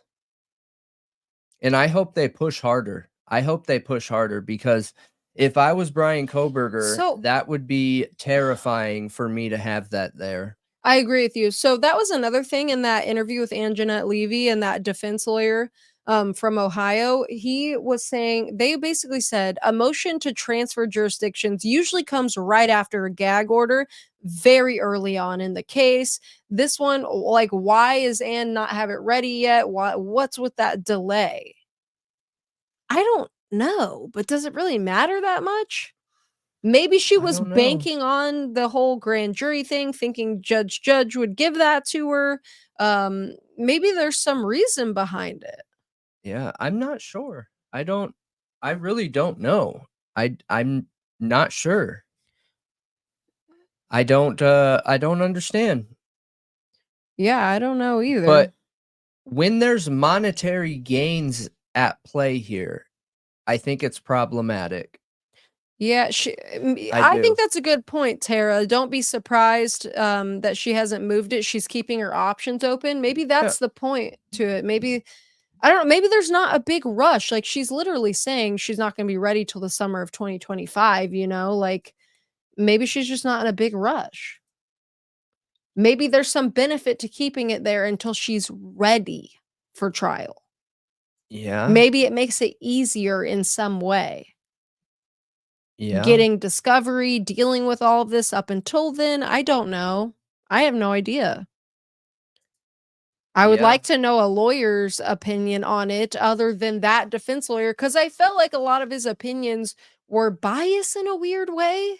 Like, I didn't understand his bias in it. Like, he's a defense lawyer, so I expected something different. I would like to hear, like, Andrea Burkhart's perspective on it, or the lawyer, or some other people, like multiple perspectives and other than just his, because his was kind of like, why are we delaying it? Like, he could have a fair trial right now. And I'm thinking, I don't think so.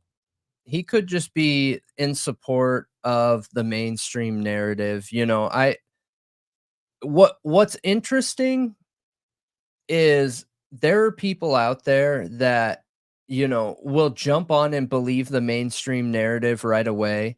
And then there are people that won't, because they've actually done research into it. And then you have a group of people that I have to be careful I don't fall into, because I like debating, but just the contrarian perspective, and yes, it drives me nuts. Yeah, that's totally me, but that's how I think, though, because I need to be able to I don't do it because I want to argue. I do like arguing, just to be clear. Yeah, you do. But I don't do when I'm a contrarian in my head, I don't do it for the sake of arguing. I do it so that I can have a more well-rounded understanding of a situation, because I need to be able to see both sides of the coin in order to make an educated decision in these cases. You know what I mean? Yeah. But I can let it go. I can let it go too far too, Yeah. So sure. Burkhart comes off to me more like a contrarian. Burkhart? What? Yeah. She does to me, but that could just be a thinking style. There's nothing wrong with somebody that's contrarian. So, you know what, I have felt like this from the beginning, that I don't think Anne has ever planned on going to trial.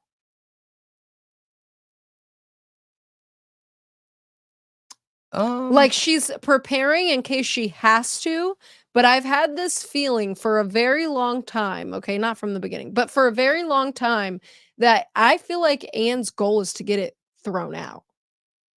Yeah, I mean, that's such a hard thing to know, though. It It is, you're depends on how right. she I just get a manages. vibe. It depends on how she manages and whether she allows herself to truly believe if her defendant or the person she's representing is guilty or innocent. I think in order to seek it being thrown out, she would have to personally believe he's innocent, therefore believe that there is enough evidence in the investigation to prove that the investigation went awry somewhere, Yeah, but why else try to go back to a preliminary hearing? And that's assuming a lot 'Cause for me, so I just have a hard well, time being bought into that. Jay's statement said that, basically taking it up to the Supreme Court and having it looked at by a higher court will help validate whether Bryan should even be sitting here or not. Like, Okay. essentially, I'm paraphrasing, like, it'll help determine whether he should even be sitting here, you know? Mhm. And that's their whole goal was to either get it thrown out, have it, dismissed, or pretty much to take it back to the preliminary hearing, which is essentially combing through the evidence, kind of like you would in trial, but just enough to get probable cause. Which that was a good argument from the state. Is like, we have probable cause through the grand jury to be here, but you want to take it back to a preliminary hearing to get probable cause. Like, what's the point? It doesn't advance the litigation. But I feel like the point for her is she feels like there is something wrong. And it And she wants to sniff that out, and she wants to do all of that in a preliminary hearing so that they don't have to go to trial. For it some could be. reason, it could do you think it also could have to do with her trying to also make her own determination of what she thinks is going on here? Going back to that preliminary hearing because she's not sure if he should be going to trial because she sees problems. It So she wants to figure out what the heck is going on with a preliminary I hearing? mean, it could be. It really, really could be. And one of the reasons why I say that is because we look at that other case of where she proved police corruption. And in that case, it felt like she had a buy-in into that situation too. So for some reason, does she have some kind of feelings around police corruption where when she sees that, it is like brakes off, training wheels off, it's go time? Attack I dog. don't know because she is such a private person. She is a very So private it's been person. hard for me to get a good gauge on her personality and her as a person in this case. I agree with you. It is hard. It is very, very hard to get a gauge on who she is as a person. We know she has a family and the universities she went to, and that she went from private practice to being a public defender. Like, that's what we know about her and her statements around why, like how excited she was to do that. Um, Yeah. so I mean, and she's not getting paid better. Not at all to be a public defender. So I don't know, maybe there is something from her past that made her care about the justice system a lot. Yeah. I mean, it Because could it be. does seem like, from all accounts, from what I've seen of her past, it does seem like a passion. It does seem like a passion. Yeah, it does. Anytime you have somebody that steps away from more money, I think that is a pretty big indicator, right? Yeah. Which we don't know for sure, but it sure feels like that. It sure Yeah. feels like that. Mhm. But it's interesting. This entire case is interesting. It's interesting that she made the comment. And I have a question too here around the statement she made, right? And she made a couple of key statements around how, like you said, the more I look into this case, the less I understand, right? And she made some key statements around not being able to make connections, missing some very key evidence, Do you think those arguments could be a defense in the trial by media? Say that again? Do you think that could be a defense tactic around the trial by media? What could be the defense That tactic? statement said Oh, openly, oh, oh, because oh. you can say it a different way. And her statements that she made specifically highlighted a lot of the concerns that the true crime community has. A smart tactic would be to validate the true crime community, which would inhibit them to continue talking about these topics and say, oh, check, we were right, man. There is concerns, which would then spread into other communities and them start being like, is he guilty? You know what I mean? It's a good tactic to combat character assassination trial by media. It is. You're right. It really is. But she also can't lie. She's an attorney. You have to be acting in good faith. Yeah. But it they can can't be. that can't be disproven in any type of way. Those are her own personal thoughts. Well, no, that can be disproven. I mean, she said some pretty specific things, missing key pieces of evidence, not having the triangulation or only having a draft of it. Like those are pretty specific. Yeah, but I'm specifically talking about her saying the more I look into it, the more lost I am on how Got it. they got Bryan Kohberger. Yeah. That is her own personal belief and Yeah. opinion, which cannot be argued. Now she did preface that by saying she has spoken with all of the people on his team and they all feel the same way. So, I mean, maybe that could be disproven that they all feel the same way. But when we're talking about a personal belief, it's harder to, like, call somebody out on that. Yep. It's a personal belief. I mean, let's be real here. If you're a defense attorney and you're in this situation, your only way forward to deal with such a biased potential jury in the area is to play defense against the character assassination. So if I was a defense attorney, that would be one of my number one goals, is run defense against the character assassination.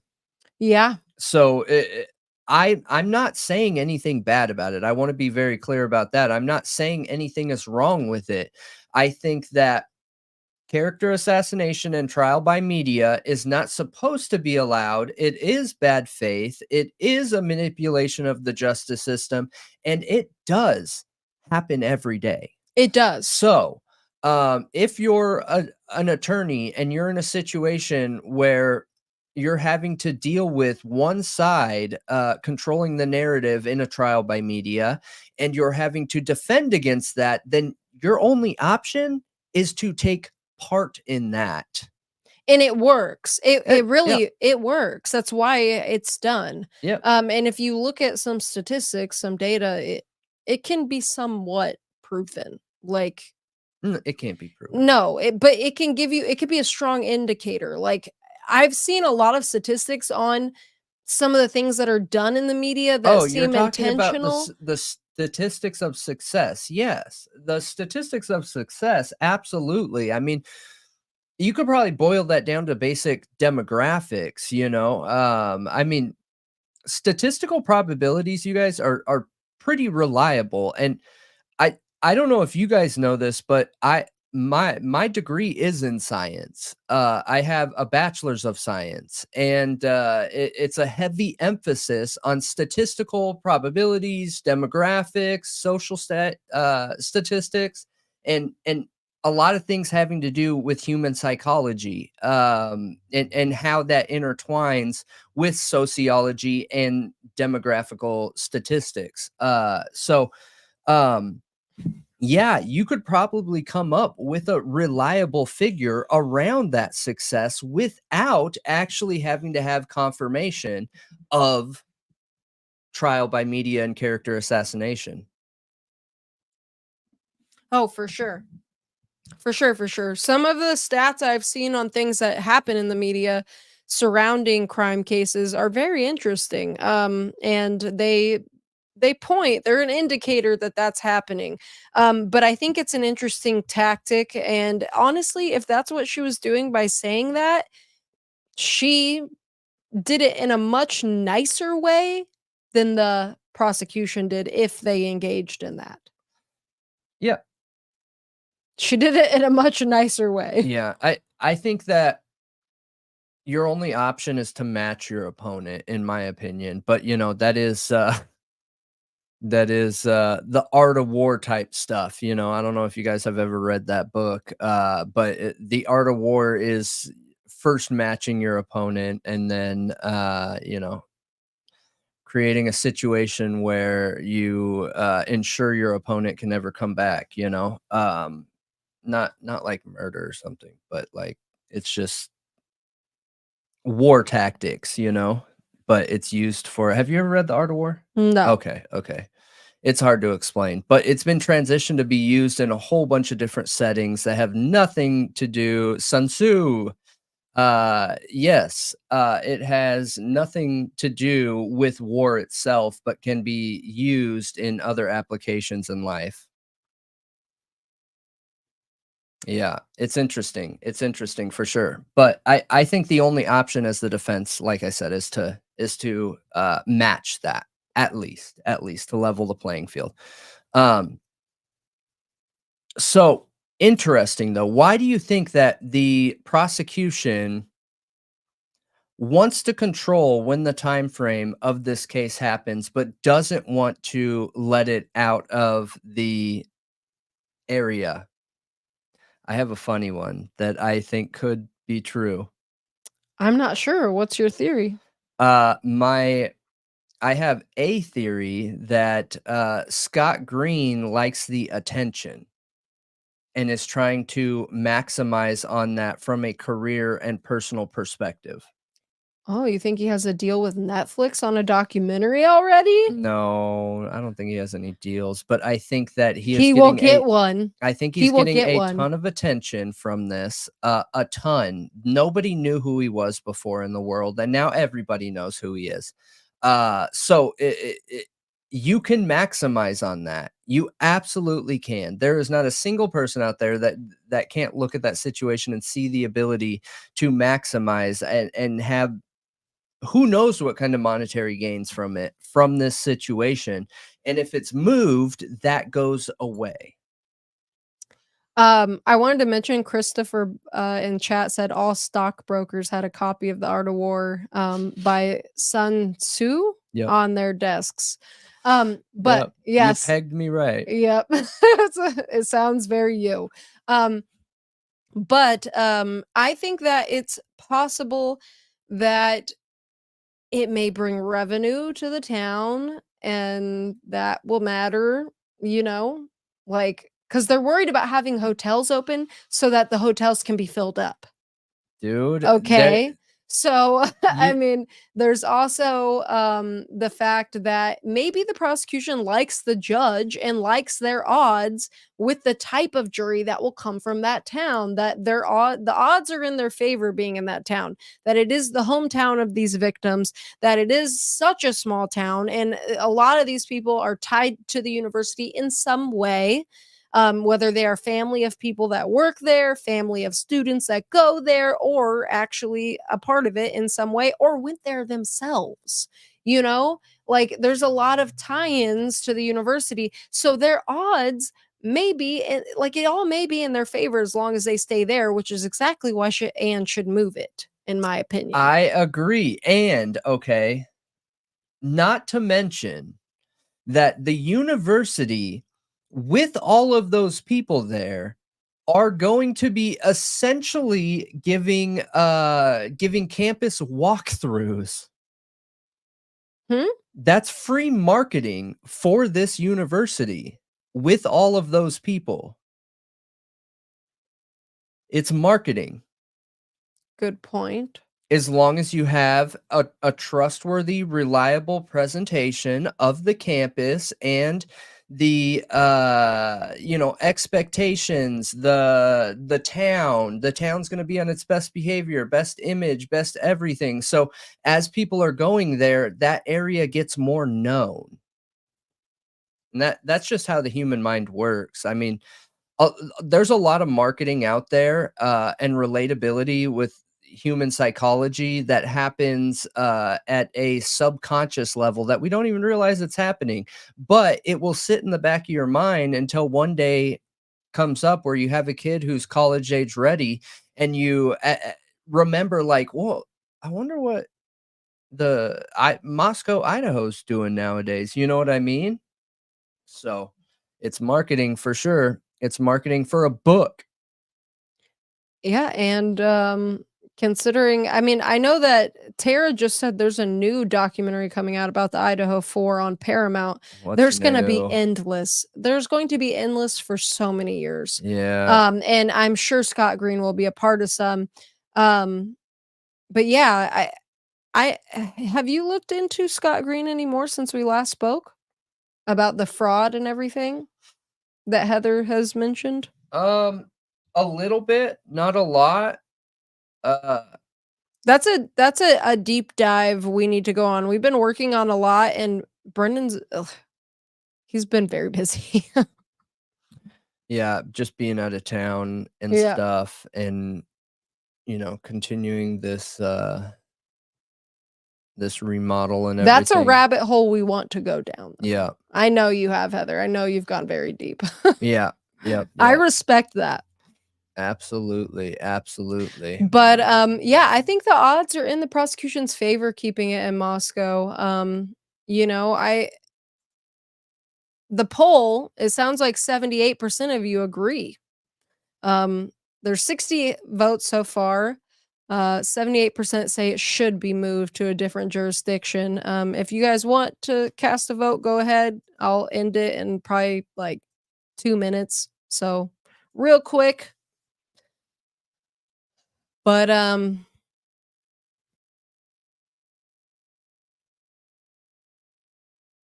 whoa, what was that noise? What? It was just the mouse. Oh, okay. Yeah. But yeah, interesting for sure.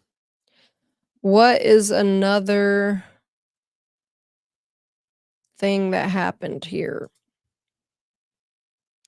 that we can go into? So what about the alibi? Did you see the part where she talks about the alibi?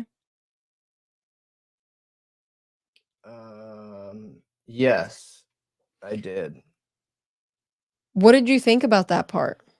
Nothing. It's what is expected, and what everyone has been saying.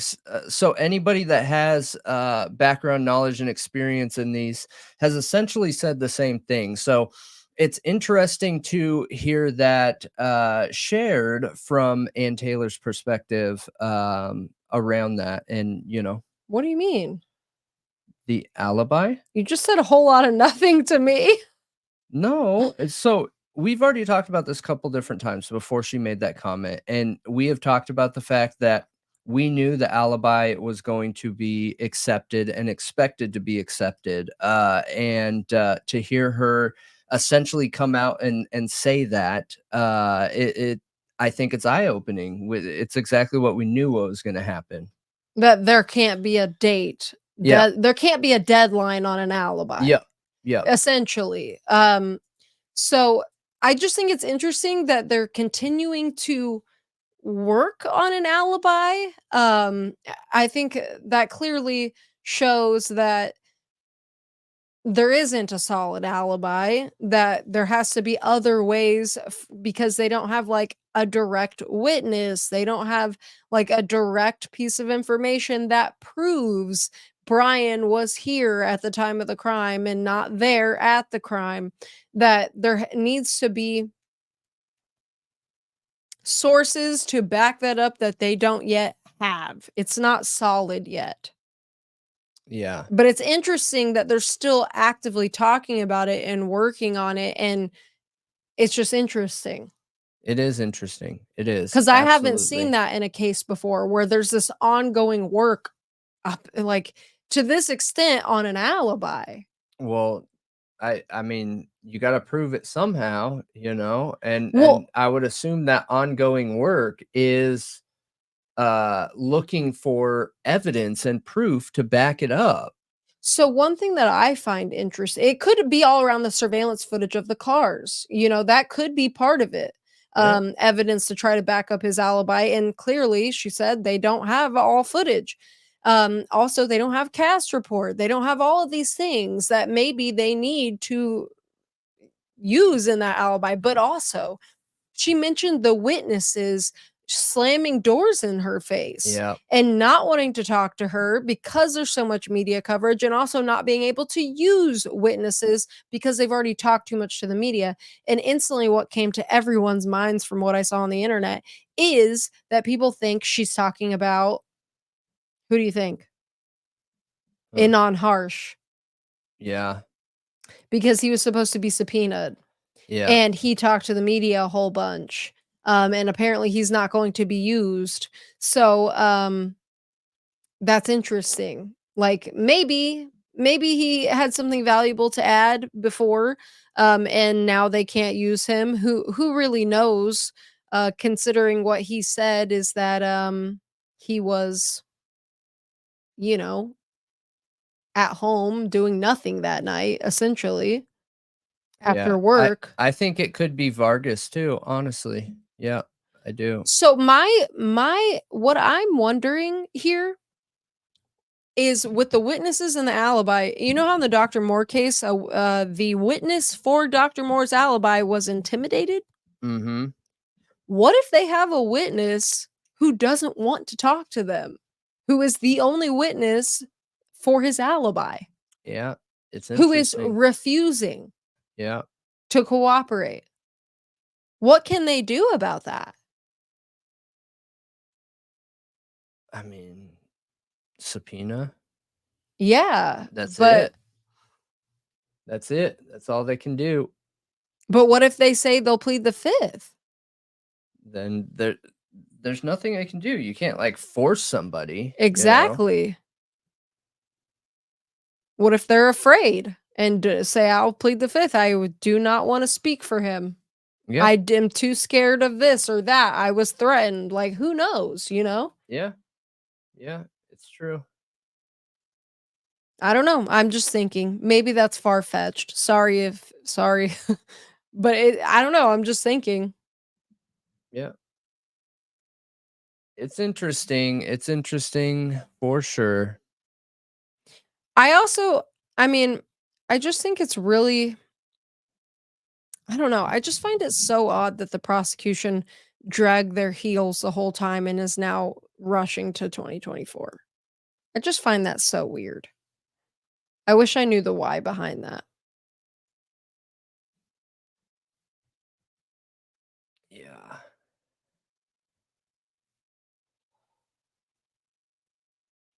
Man, I was Hmm. just looking at our analytics and they're super good.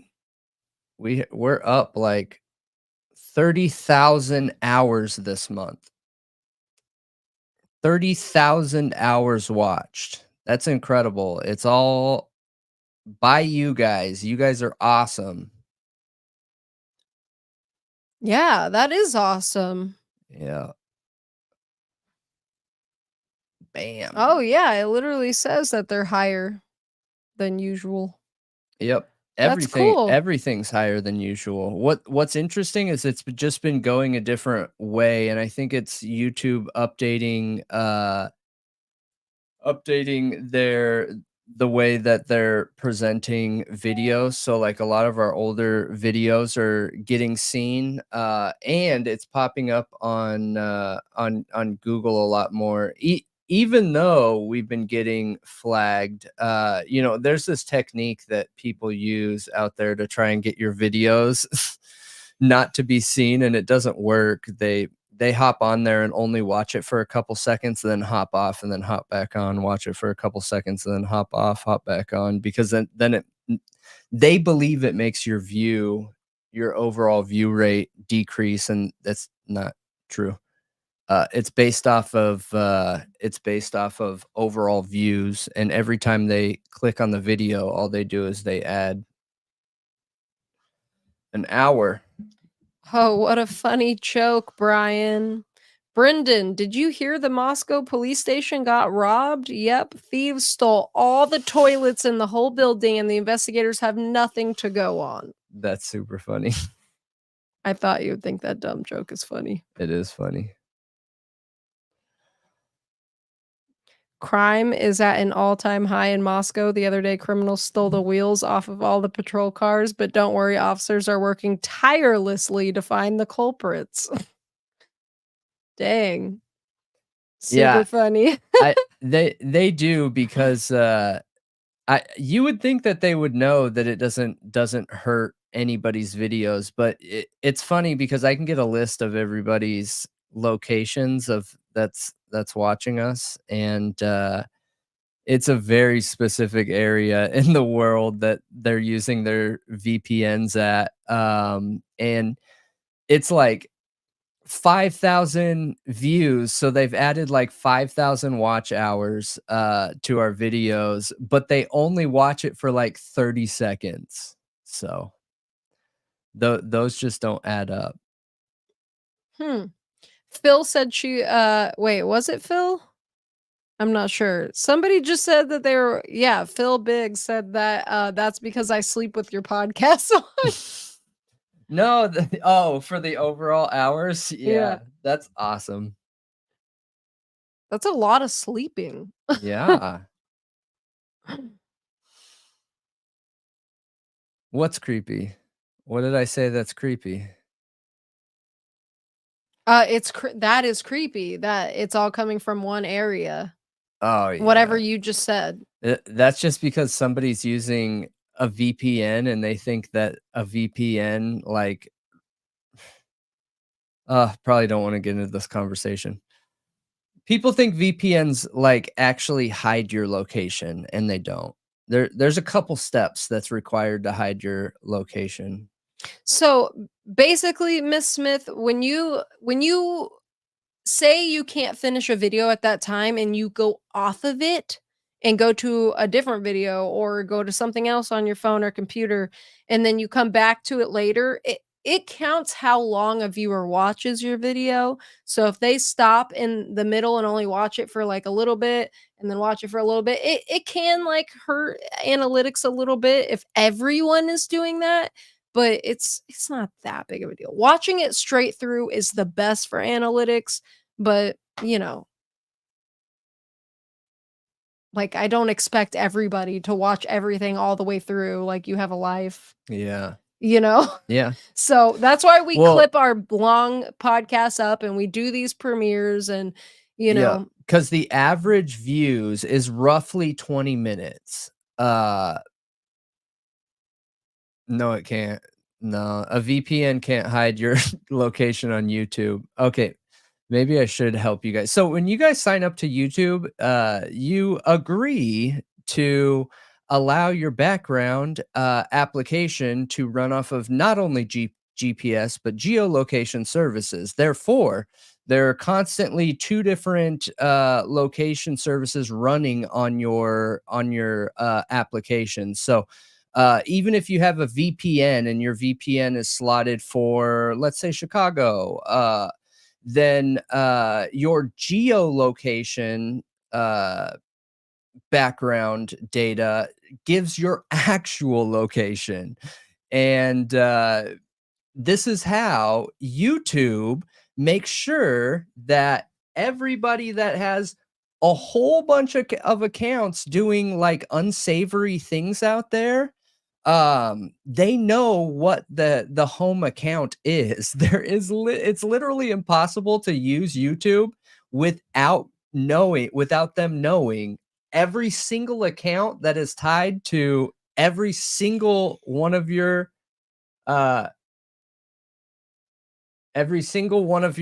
accounts. It's impossible not to. It doesn't say an address, it gives coordinates. Yeah, nobody's getting your address. No, no way. I would never.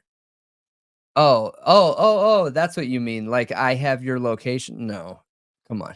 No, no, no, no. He's I mean, talking about Google. I have GPS locations, but it's not like there's a name or something like that.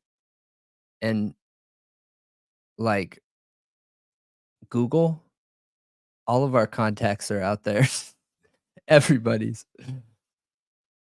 But there's just people out there that have accounts and they have a whole bunch of duplicate accounts, and most of them are creators because we can see what accounts they're tied to, what home accounts. And what's even more interesting is most VPN services recycle the same IP location numbers over and over. So it's not even recycling a new number for that area that you're using. So yeah, there's like two main ones in Africa that are actually tied to a first world country. But anyways, just do research on your internet stuff. That doesn't make you at risk of like hacking or anything like that. Um and because it's data that's used by Google. Google owns YouTube. They are one and the same. They function as two separate companies, but Google is the parent company. And that's where we get data from. Everyone's calling you a hot dog stalker now. I use the demographical data for our own benefit. No, we don't know where all of you live.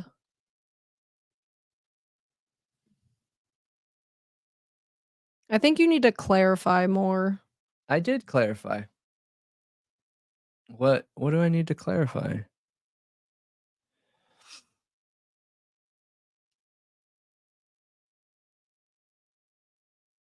No, not like that kind of stuff. It doesn't put you at risk of getting hacked at all. At all.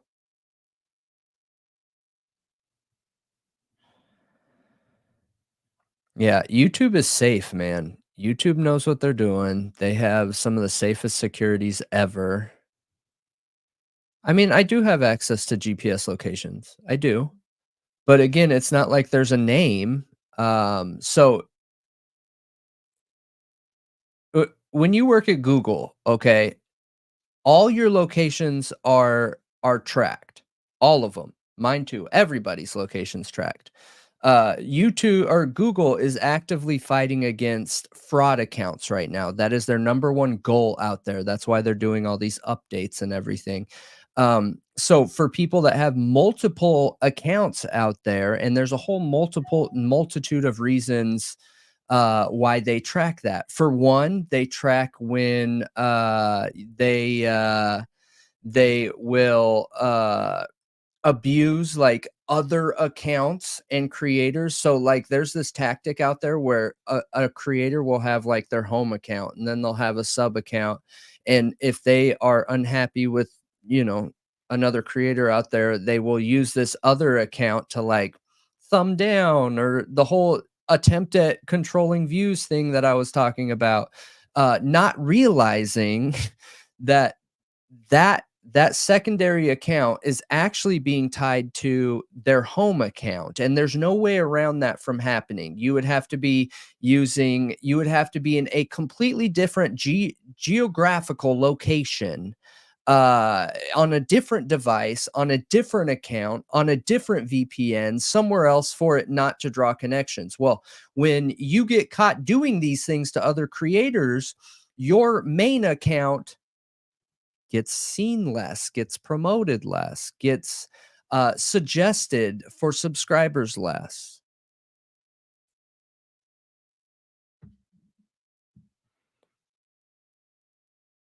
So are you telling people you have a Google contact that is giving you your viewers' IP addresses and locations? No. Okay. No. Thank you. Who said that? You're just getting asked that. No, it wasn't. I'm Yes, you watching. are.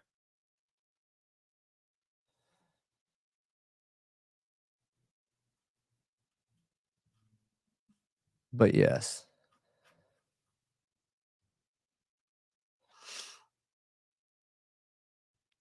Yeah, I don't think the watching for 30 seconds is ever malicious, Amanda. I don't think people go out and do that maliciously. I mean, maybe some people do. But I don't think it's not that big of a deal. We No. actually get really good watch time. Yeah. So I mean, if you accidentally click on a video or you realize you don't like it after watching it for a minute, I mean, it's okay. You know? Yeah. It all evens out at the end. Yeah, I'm just trying to teach you guys how it works on the background. Yeah, even under different accounts. Google knows. Google Well, knows. yeah, that's essentially what he's saying, is that when you All make that stuff when is there's true, 100%. people that are making all of these fraud accounts to harass people online, that you're all because on your phone, you have background app or geolocation. Like, since you've accepted that, like we talked about this with fog data science, you guys, all of these apps, when you download them and you agree to the terms of service, they are tracking your geolocation. They know where you are. Yep. So when you're making all of Always. these fraud accounts, they're all connected to your phone, in which you have an application you've already agreed to the terms and services of, to give your geolocation.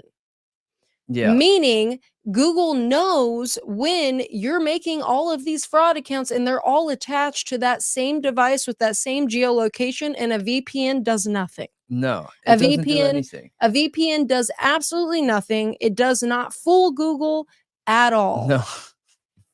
And that's why I said Google for YouTube, and we know who's flagging. That's not a thing. And this is all information that can be readily found out there. Like, I'm in tech. Brendan's not saying he has some weird, access to it that nobody else can get. I mean, I am saying that. Okay. You should have said right. But it people are under the assumption this is like information that not everybody can get. Everybody can get this. It's whether you know how to get it or not. And Okay. yes, I absolutely have contacts in Google and have sold directly to them. That's how information is known in this. That's how, like, dude, that's how the world runs, you know? It's not some illegal weird thing that's going on. You realize that even in my regular data that I get, I know locations that are being viewed. Like, that's not special. Okay. So I could tell you right now that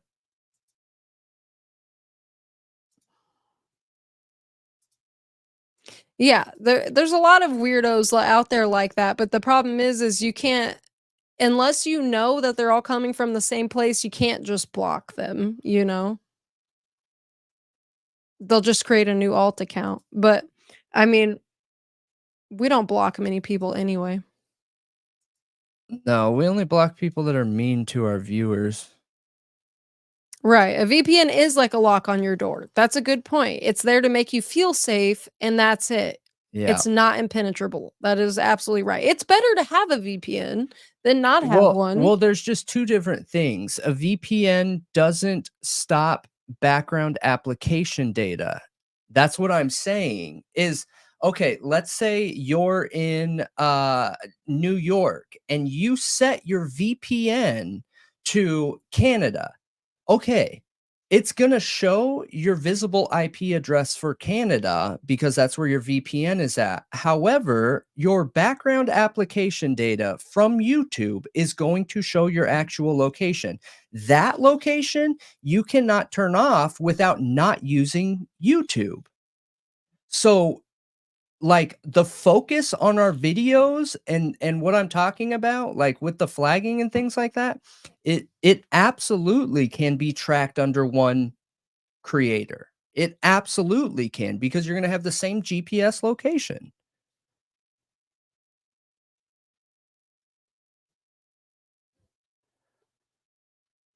It's just better to know than not know, which is the only reason he was telling you guys was to benefit you. Yeah.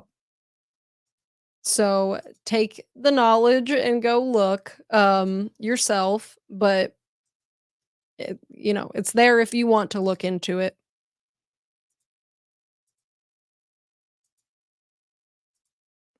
Yeah, it's people just don't understand this stuff.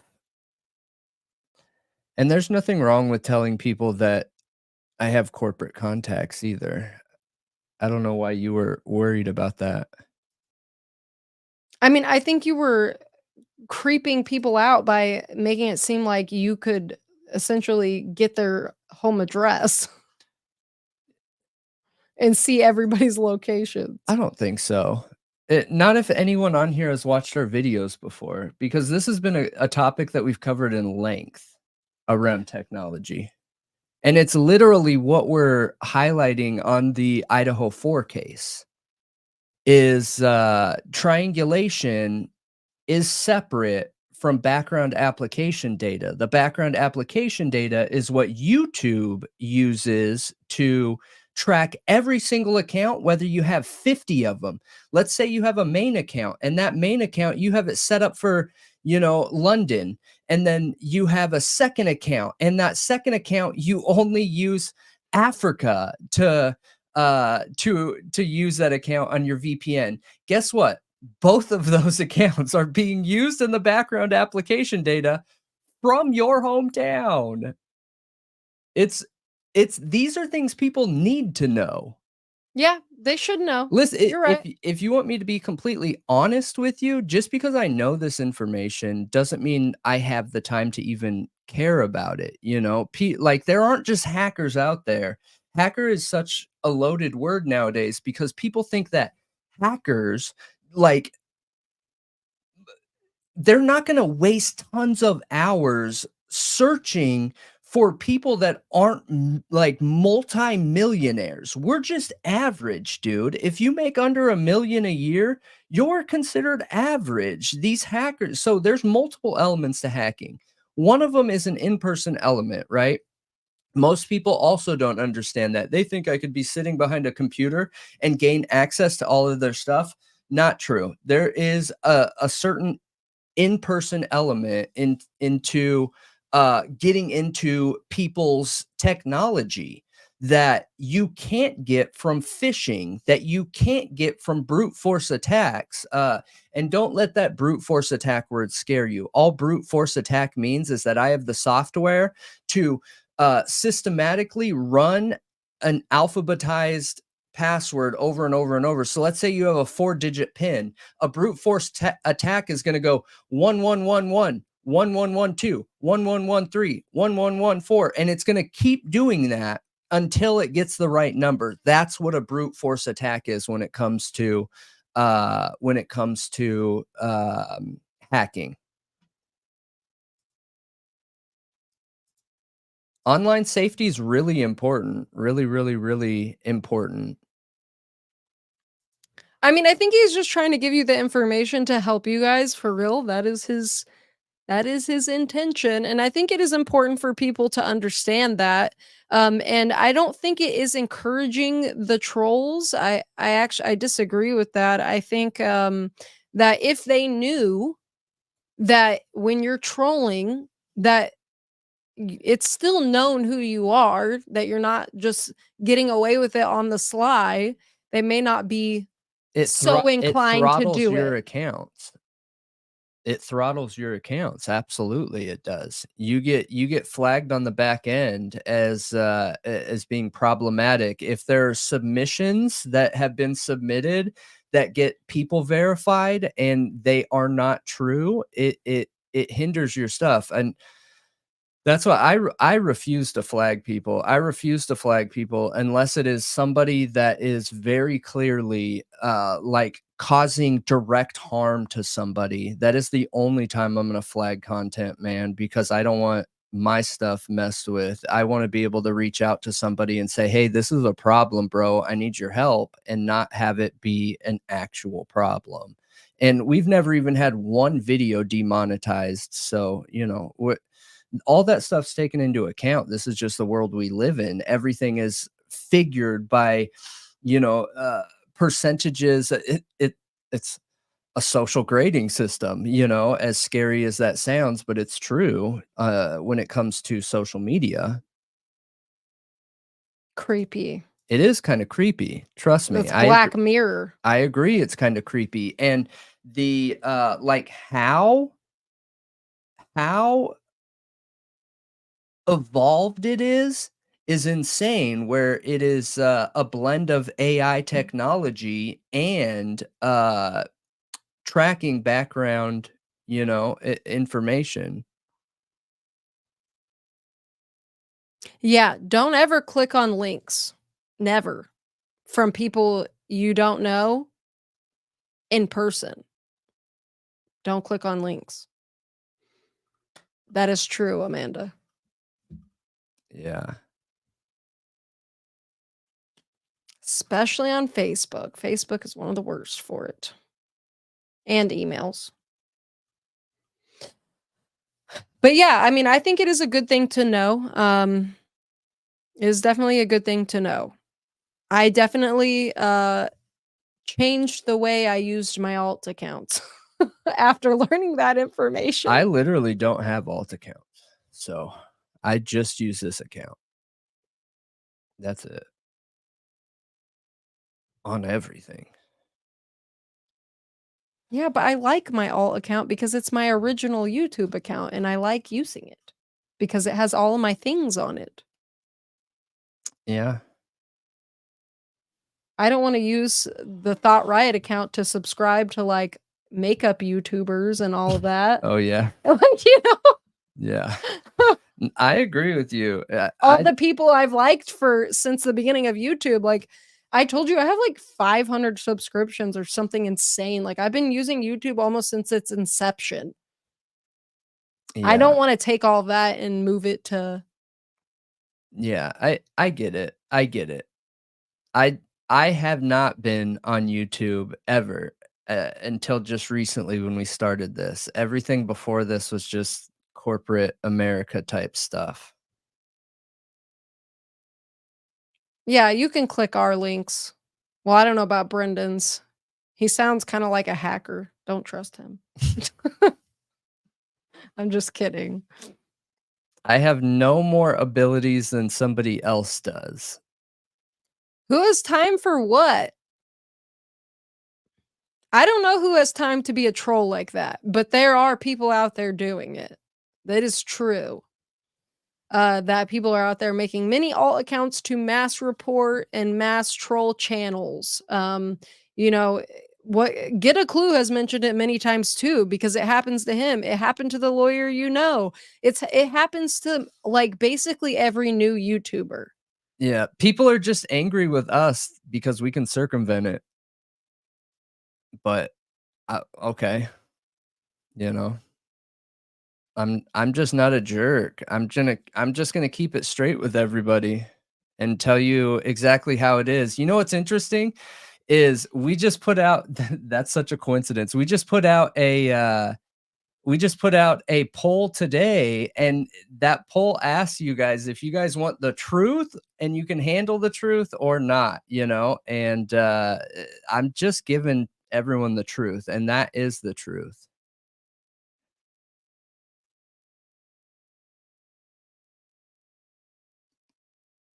I can't help it. I can help it. It doesn't matter what you think about the people who have talked on this. Regardless, it happens. It doesn't matter who it's happening to, it happens. And yeah, your videos may get reported for other things. People don't like what you're saying, and it's not a troll or a person going out of their way to troll and mass report you. But there's absolutely data proving it's happening. And again, you guys, look, don't take my word for this. Go look. Please go look. Just a couple quick searches and you'll be able to find out everything I'm saying is real. Brendan's not going out of his way to like get your guys' information. I know that was like part of what was being said in the chat was joking, but he's not trying to get anybody's information. He's not trying to know where anybody lives. He, like he said, he doesn't have the time to even use that location. It's not like that's the goal here. The goal was just letting you guys know that that's how it works. Yeah, how it works. How it works.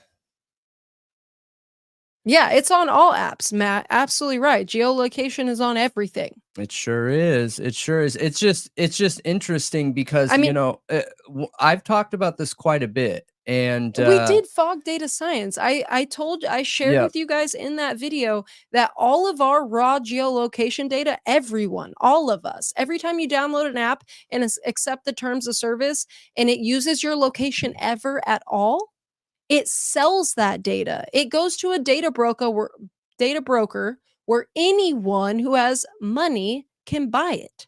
yep, Anybody. yep. It So doesn't have to be cops, but cops do buy it. And I've been transparent with everyone about everything, and all I can do is share the information with you. And if you want to take it, great. If not, then not. There's nothing that anybody could do to try and flag our content. And I do know that we have quite a few people on here that are hate watchers. Like, I know that, and that's okay. It's not going to stop anything. I've even been honest about that stuff too, and it's not done in a way of bragging or anything, but I'm going to share with you guys the truth of why that stuff does not work. It does absolutely nothing.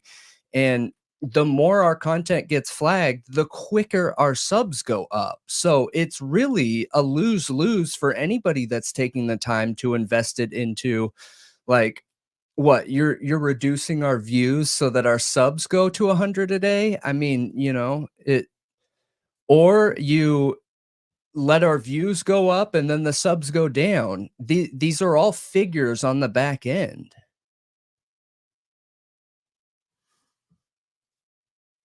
I will try to link I'll try to put a link in the chat for the fog data science thing. We were talking about it because after learning about it, I was curious if this could have been possibly a lead on Bryan Kohberger, or if it could be used to solve the Idaho 4 crime, because they can do a search. So Fog Data Science is a company who buys up this raw geolocation data from brokers, and they take it and they make a searchable database. So they can take this, like, let's talk about 1122 King Road. They can say, well, what is every device that has been in the vicinity of that place for 6 months? Type it in. They got every device. And they can say, okay, well, that is this victim's device. That is this victim's device. This is this person. Okay, that one is the odd one out. Let's see where that device has been for the past, 15 months. And they could see, oh, Bryan Kohberger moved here from Pennsylvania at this time. This is where he goes to home. This is where he goes to school. This is where he goes to work out. This is what, you know what I mean? And they may not know that's Bryan Kohberger because it doesn't have a name attached to it, but based off of just 4 data points, which is home, it is where he goes shopping, it is where he goes to school, where he works, like 4 data points, they can determine with 95% accuracy who that is. Yeah, and unless you really know what you're doing, guys, and it's not something that I could just teach you on here, there is no way to circumvent that back end GPS data.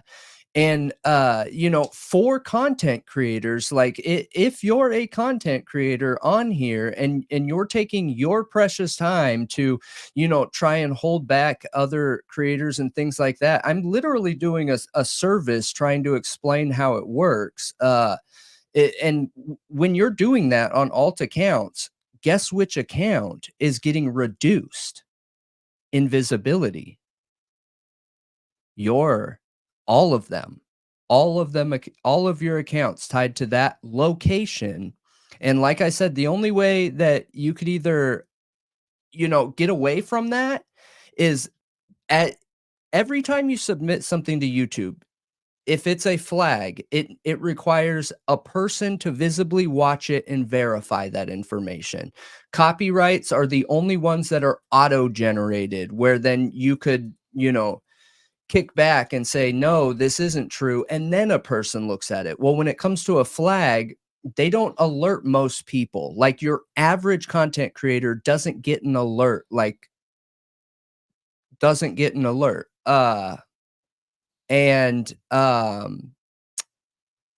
an actual person has to verify that flag. And if the person who submitted it, and again, all of your accounts are tied to your GPS location, then it's going to reduce the visibility on your overall account. So if you have an account, you have like 10,000 followers, and then you have a sub account, and that sub account is false flagging other accounts, it's going to reduce your main account because you're doing something wrong, and it's very obvious.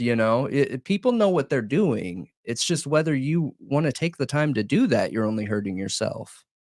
Here, I'm putting the link in chat for the fog data video. I just put it in the chat, but that doesn't explain what he's saying, how that works, but it also explains that every time you download an app, you're signing a contract, and you're not only allowing that app to track you, but you're allowing them to sell that data. You're allowing them to use that data. You're literally, you are signing something that is waiving all your rights to that data. Yep. It is not yours anymore. Yep. It is theirs. And the only way that you could get around that is by understanding how to I couldn't even explain it to you, but not on here. There's just a way to use essentially an open network computer. It's like you're a substitute teacher and you're just using that data source, but it makes all your programs run so slow. You'd be lucky to even have YouTube up using that. Yeah, good point. Karma.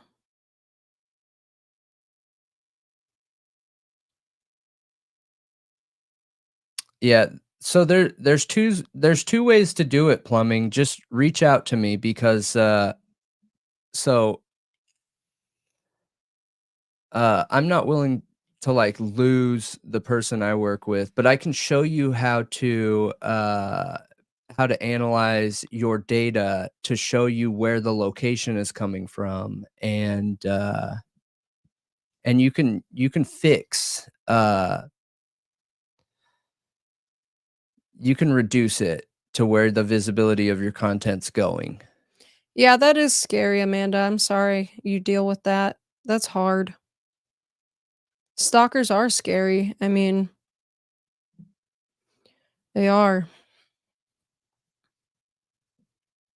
I suggest if you do anything for marketing purposes with a business, just don't ever post that. Like, there's ways that you can make sure your metadata isn't collecting locations. There's ways you can ensure. I mean, no, there's not. Not on YouTube. There is not. No, but like pictures on Instagram and stuff, because that's a big concern, and has been for a long time, that when a lot of people post pictures, they don't realize that they're tying a location in the metadata to those pictures. There's ways to go around that. Yeah. There are ways to change the metadata. There's ways to help prevent it from getting precise locations on you. Yeah. And also, when you take pictures for marketing, always make sure they're like in an enclosed place that doesn't have identifying information. There's many things you can do to help prevent anybody knowing a location. Yeah. Yeah. Don't ever take pictures at your house. Like, if you're that worried about it, go somewhere totally different.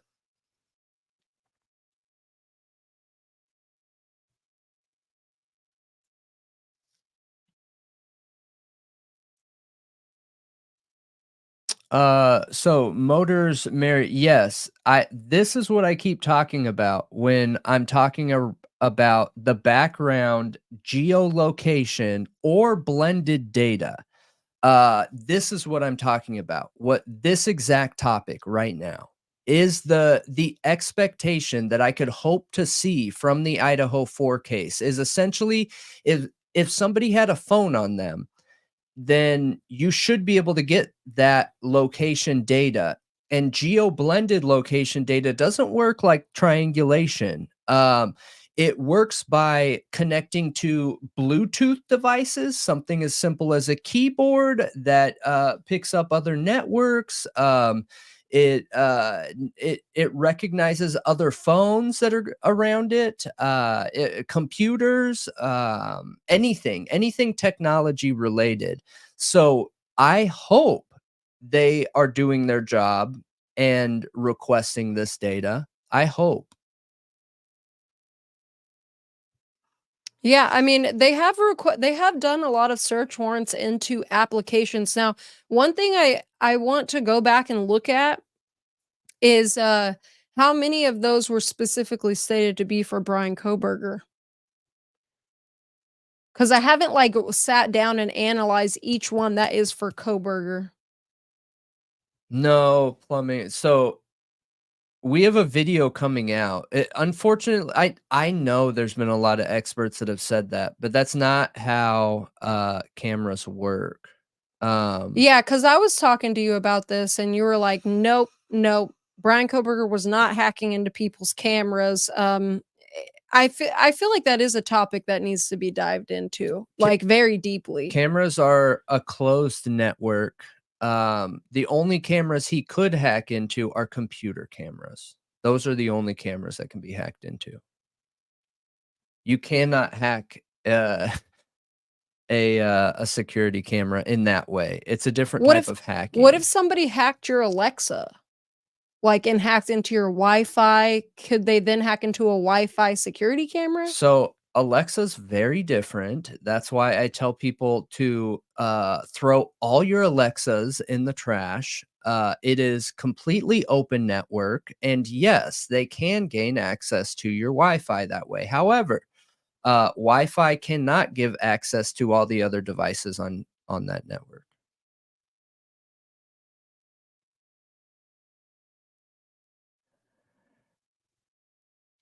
Any of those Chinese cheap knockoffs? Yeah, most of them, yes.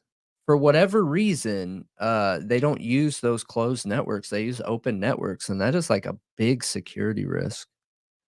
Huge security risk. Yeah, but what about Chinese cheap knockoff security cameras? Um, Somebody was saying earlier in I the feel chat, like I that don't would be, remember like, who it was. hard to find.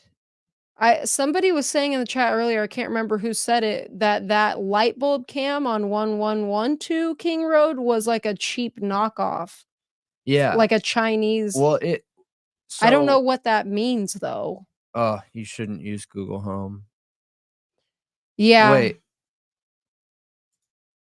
Brendan, when he comes over to my house, he literally unplugs my Google Home.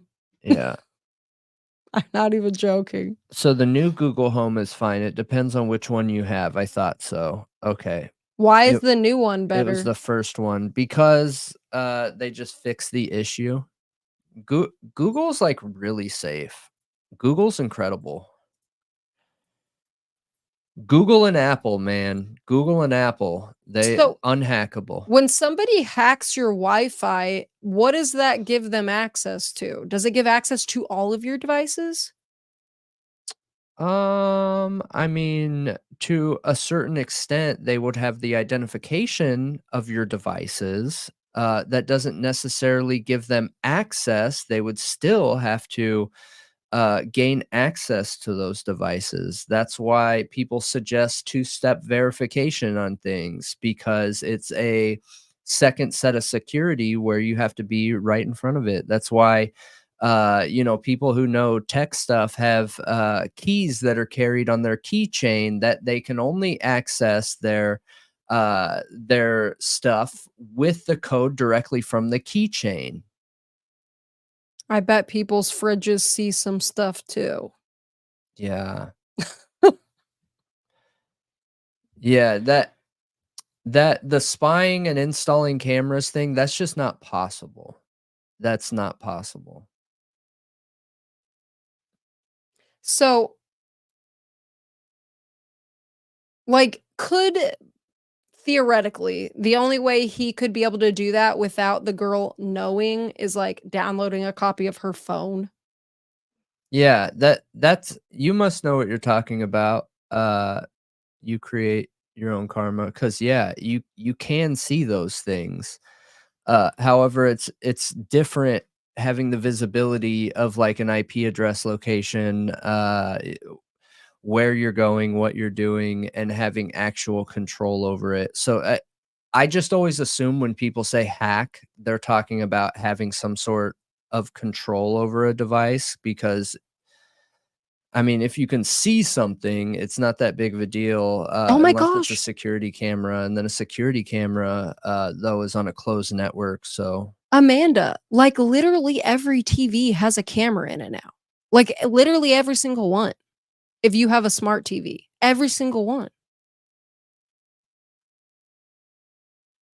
I didn't know that, but it's true. What about Roku? Could your Roku get hacked into? it can. I mean, it can.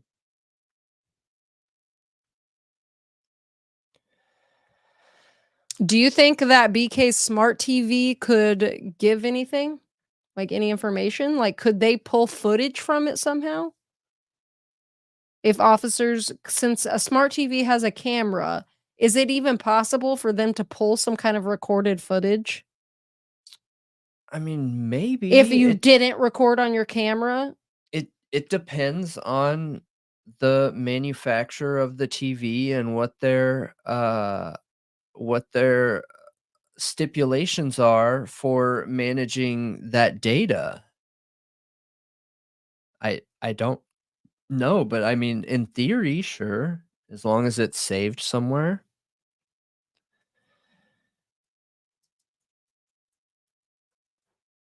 Hmm.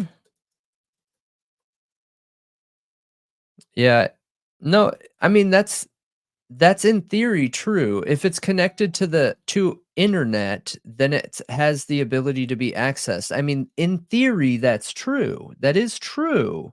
However, what prevents that from happening are security settings on these devices and network software programming that stops that. And here's an example. So new iPhones have rotating IP addresses. And so as you're walking around, your IP address is rotating on your device, which is keeping your device semi hidden, not all the way. There's other ways to get into a device, like the SIM card, but because of that rotating IP, even if you copied that phone, the likelihood that you would be able to control that rotate, you would literally it would have to be like an identical copy to where you would have less control over that. It wouldn't just be a sim, uh,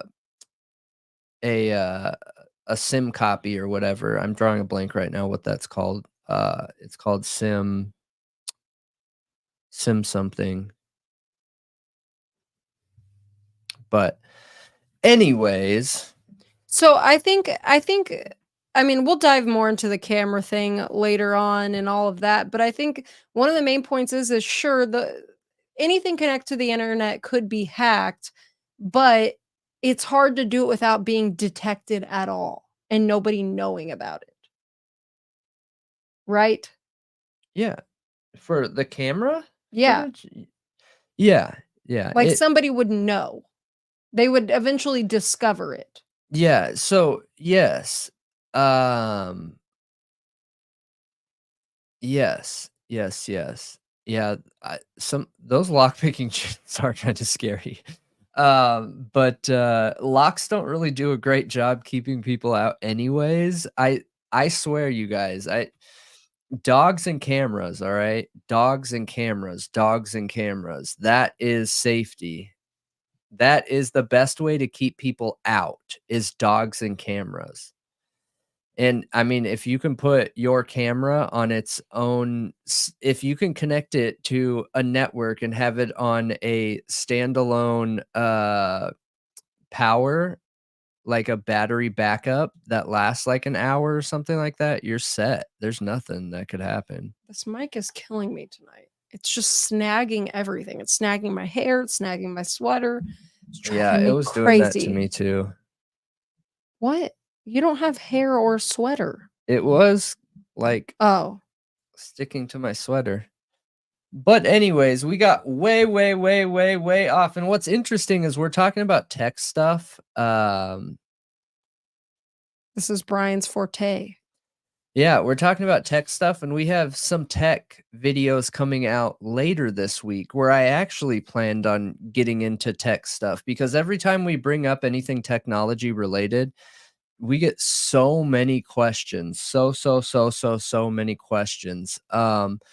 And I like to be able to answer them when I can, because I think it's important for people to be safe out there. If there are people out there that can do these things, you guys, and I would say that the people out there that can do these kinds of things are in the hundreds of thousands of people, if not a million people out there in the world, I would say, could probably do these things. So it's important you know how to protect yourself. It's important that you know how these devices work. It's important that that you guys understand, like, the things I'm talking about when I say these things. And I'm not suggesting you guys believe us. Go verify what I'm saying, right? The only thing you can't verify is anything personal, like having a contact, But everything else, go search it, go verify it. You guys will find out. Yep. Exactly.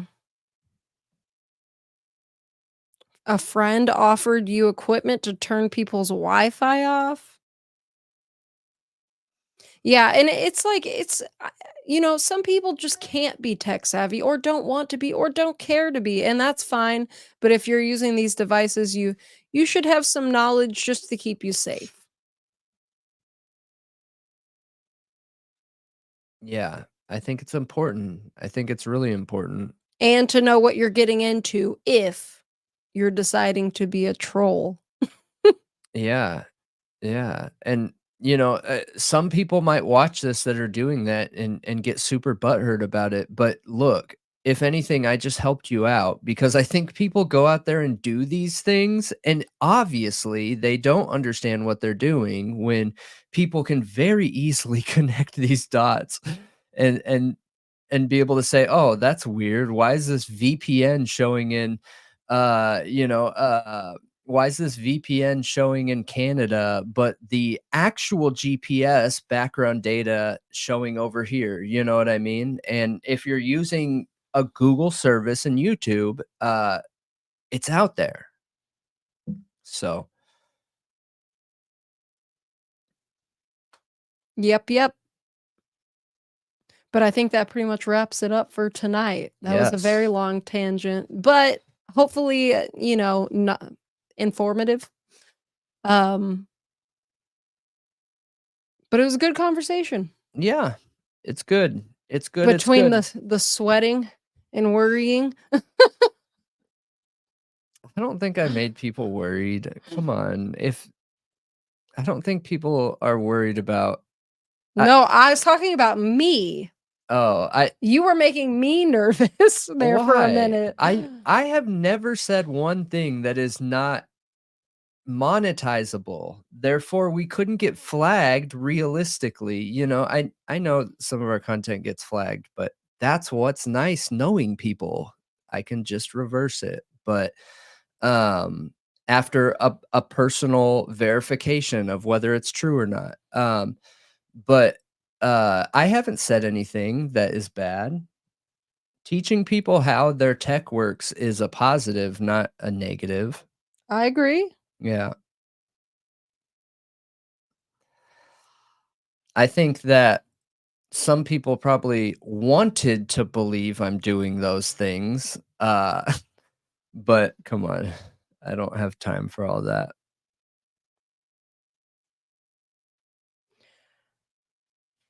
Our editing here is a full-time job alone, and I work an additional 40 or 50 hours, you He guys. is ridiculously busy. I don't know how he has time for anything.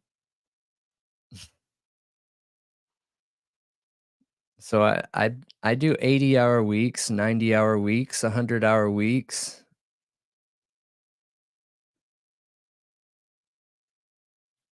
Yeah, Snowden was telling the truth, man. It's the background app data, I'm telling you. That is, you can't use YouTube without it.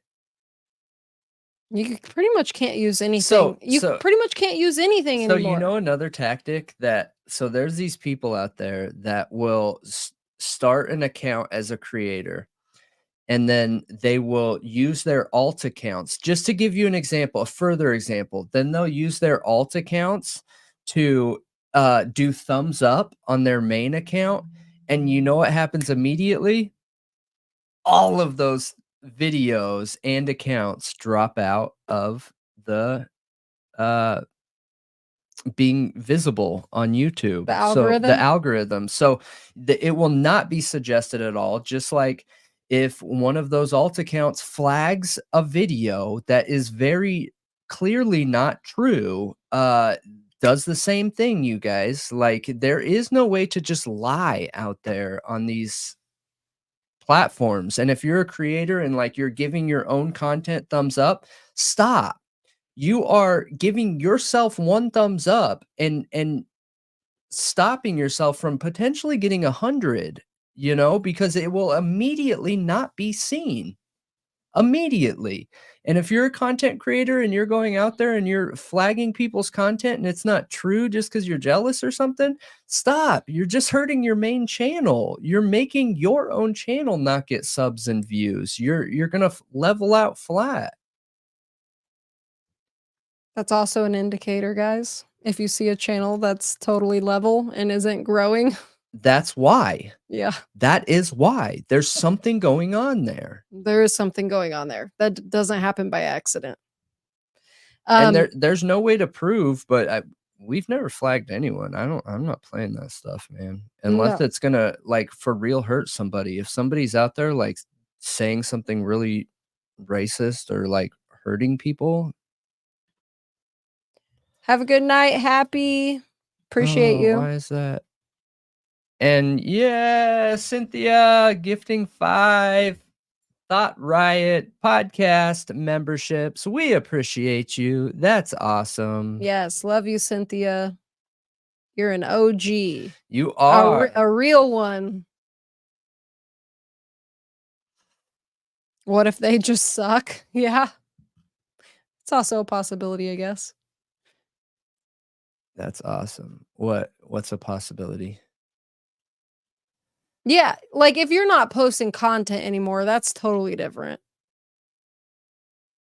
If their content just sucks, you guys, even content that sucks stays in the algorithm. If you're not going in the algorithm, it's because you're either a victim of somebody stopping you, which then gets fixed on the back end. Like again, so what used to happen with our videos is we used to get like 50,000 views all at once, and then it would drop. It would just dive. And that is a normal algorithm rhythm with your videos is high tops and low bottoms. And but when somebody flags your content, you'll get that big jump and it will level out, and then that flag content has to be seen by an actual person. So what YouTube does now that people aren't realizing, I don't even know if they've rolled this out yet. When a video gets flagged, it takes all the momentum from that video and puts it on your other videos, which have been confirmed as okay and acceptable. So people that are doing that are not actually hurting people's overall views. They're just hurting their views for a singular video for a short amount of time. Yeah. Our views are up. It's just the actual view per video, we're getting like if you look at our videos from last week, we'll get like 1,000 or 1,500 in the initial climb, and then it'll stop because of the whole flagging drama.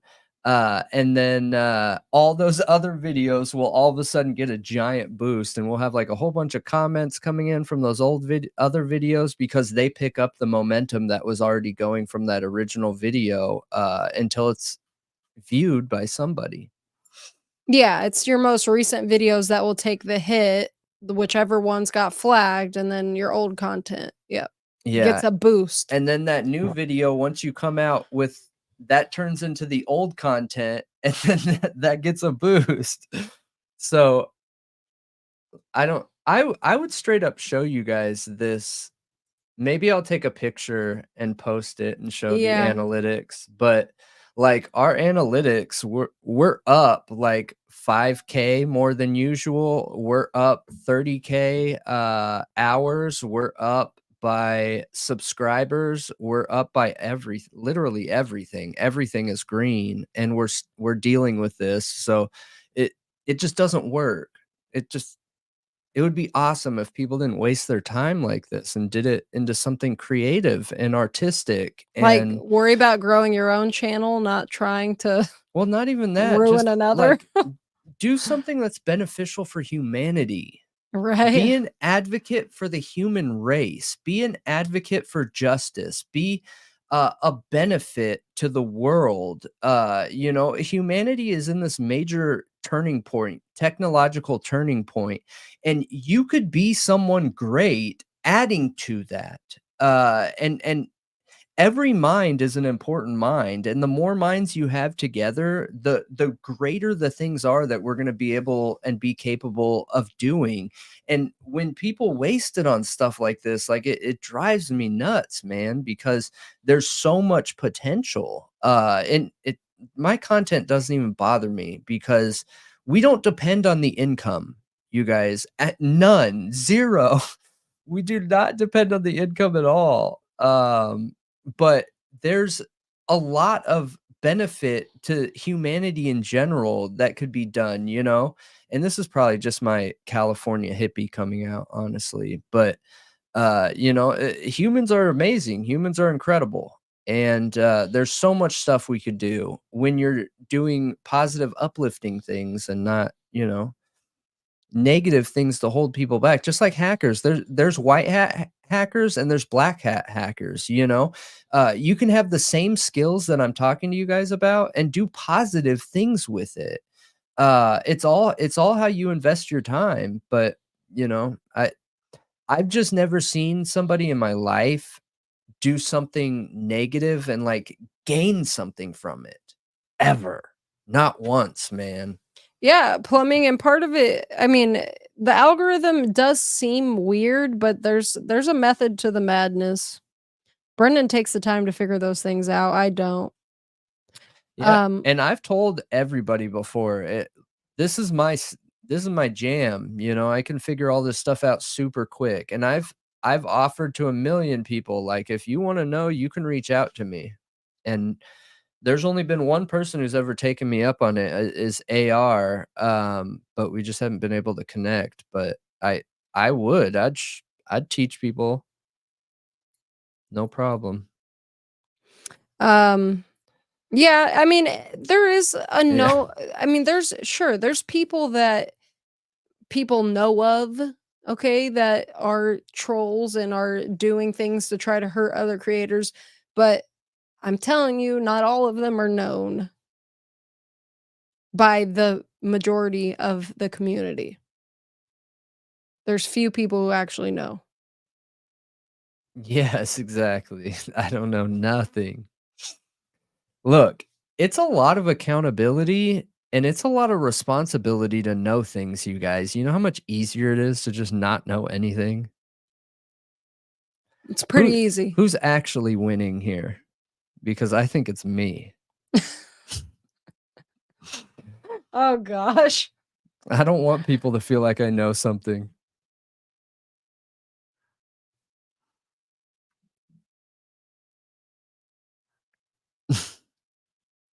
I mean, Heather, what you did, yeah, I mean, that should have been reported. It should be. What Anything that's happened? harmful to people should absolutely be reported. Yeah. Don't take me saying that I haven't reported anyone as like I wouldn't, because I would if it breached YouTube guidelines. But look, that's not what's going on. That is not what's going on across the platform when people are manipulating stuff, and they know that. They know that. You know, it doesn't need to be called out. But with a little bit of knowledge, you can understand why it's not working and why it's hurting your content. Right.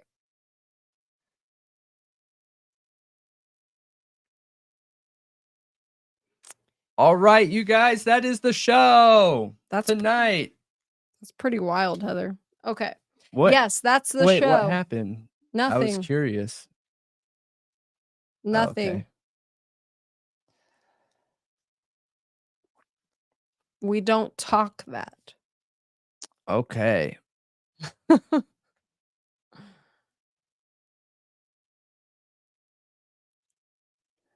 Great to know, Plumbing. At least you're honest about it. Yeah. We will get lots of subs. That's how it works.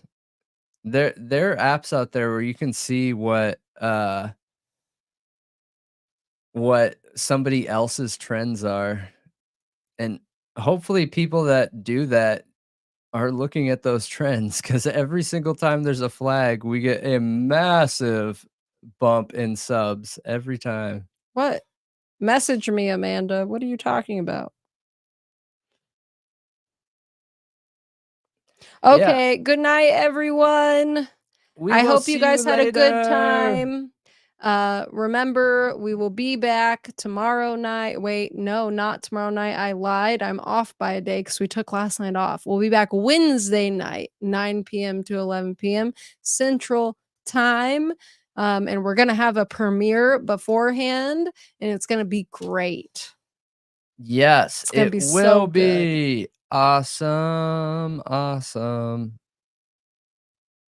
And we'll see you later. Thanks for being here, guys. Have a good night. Bye.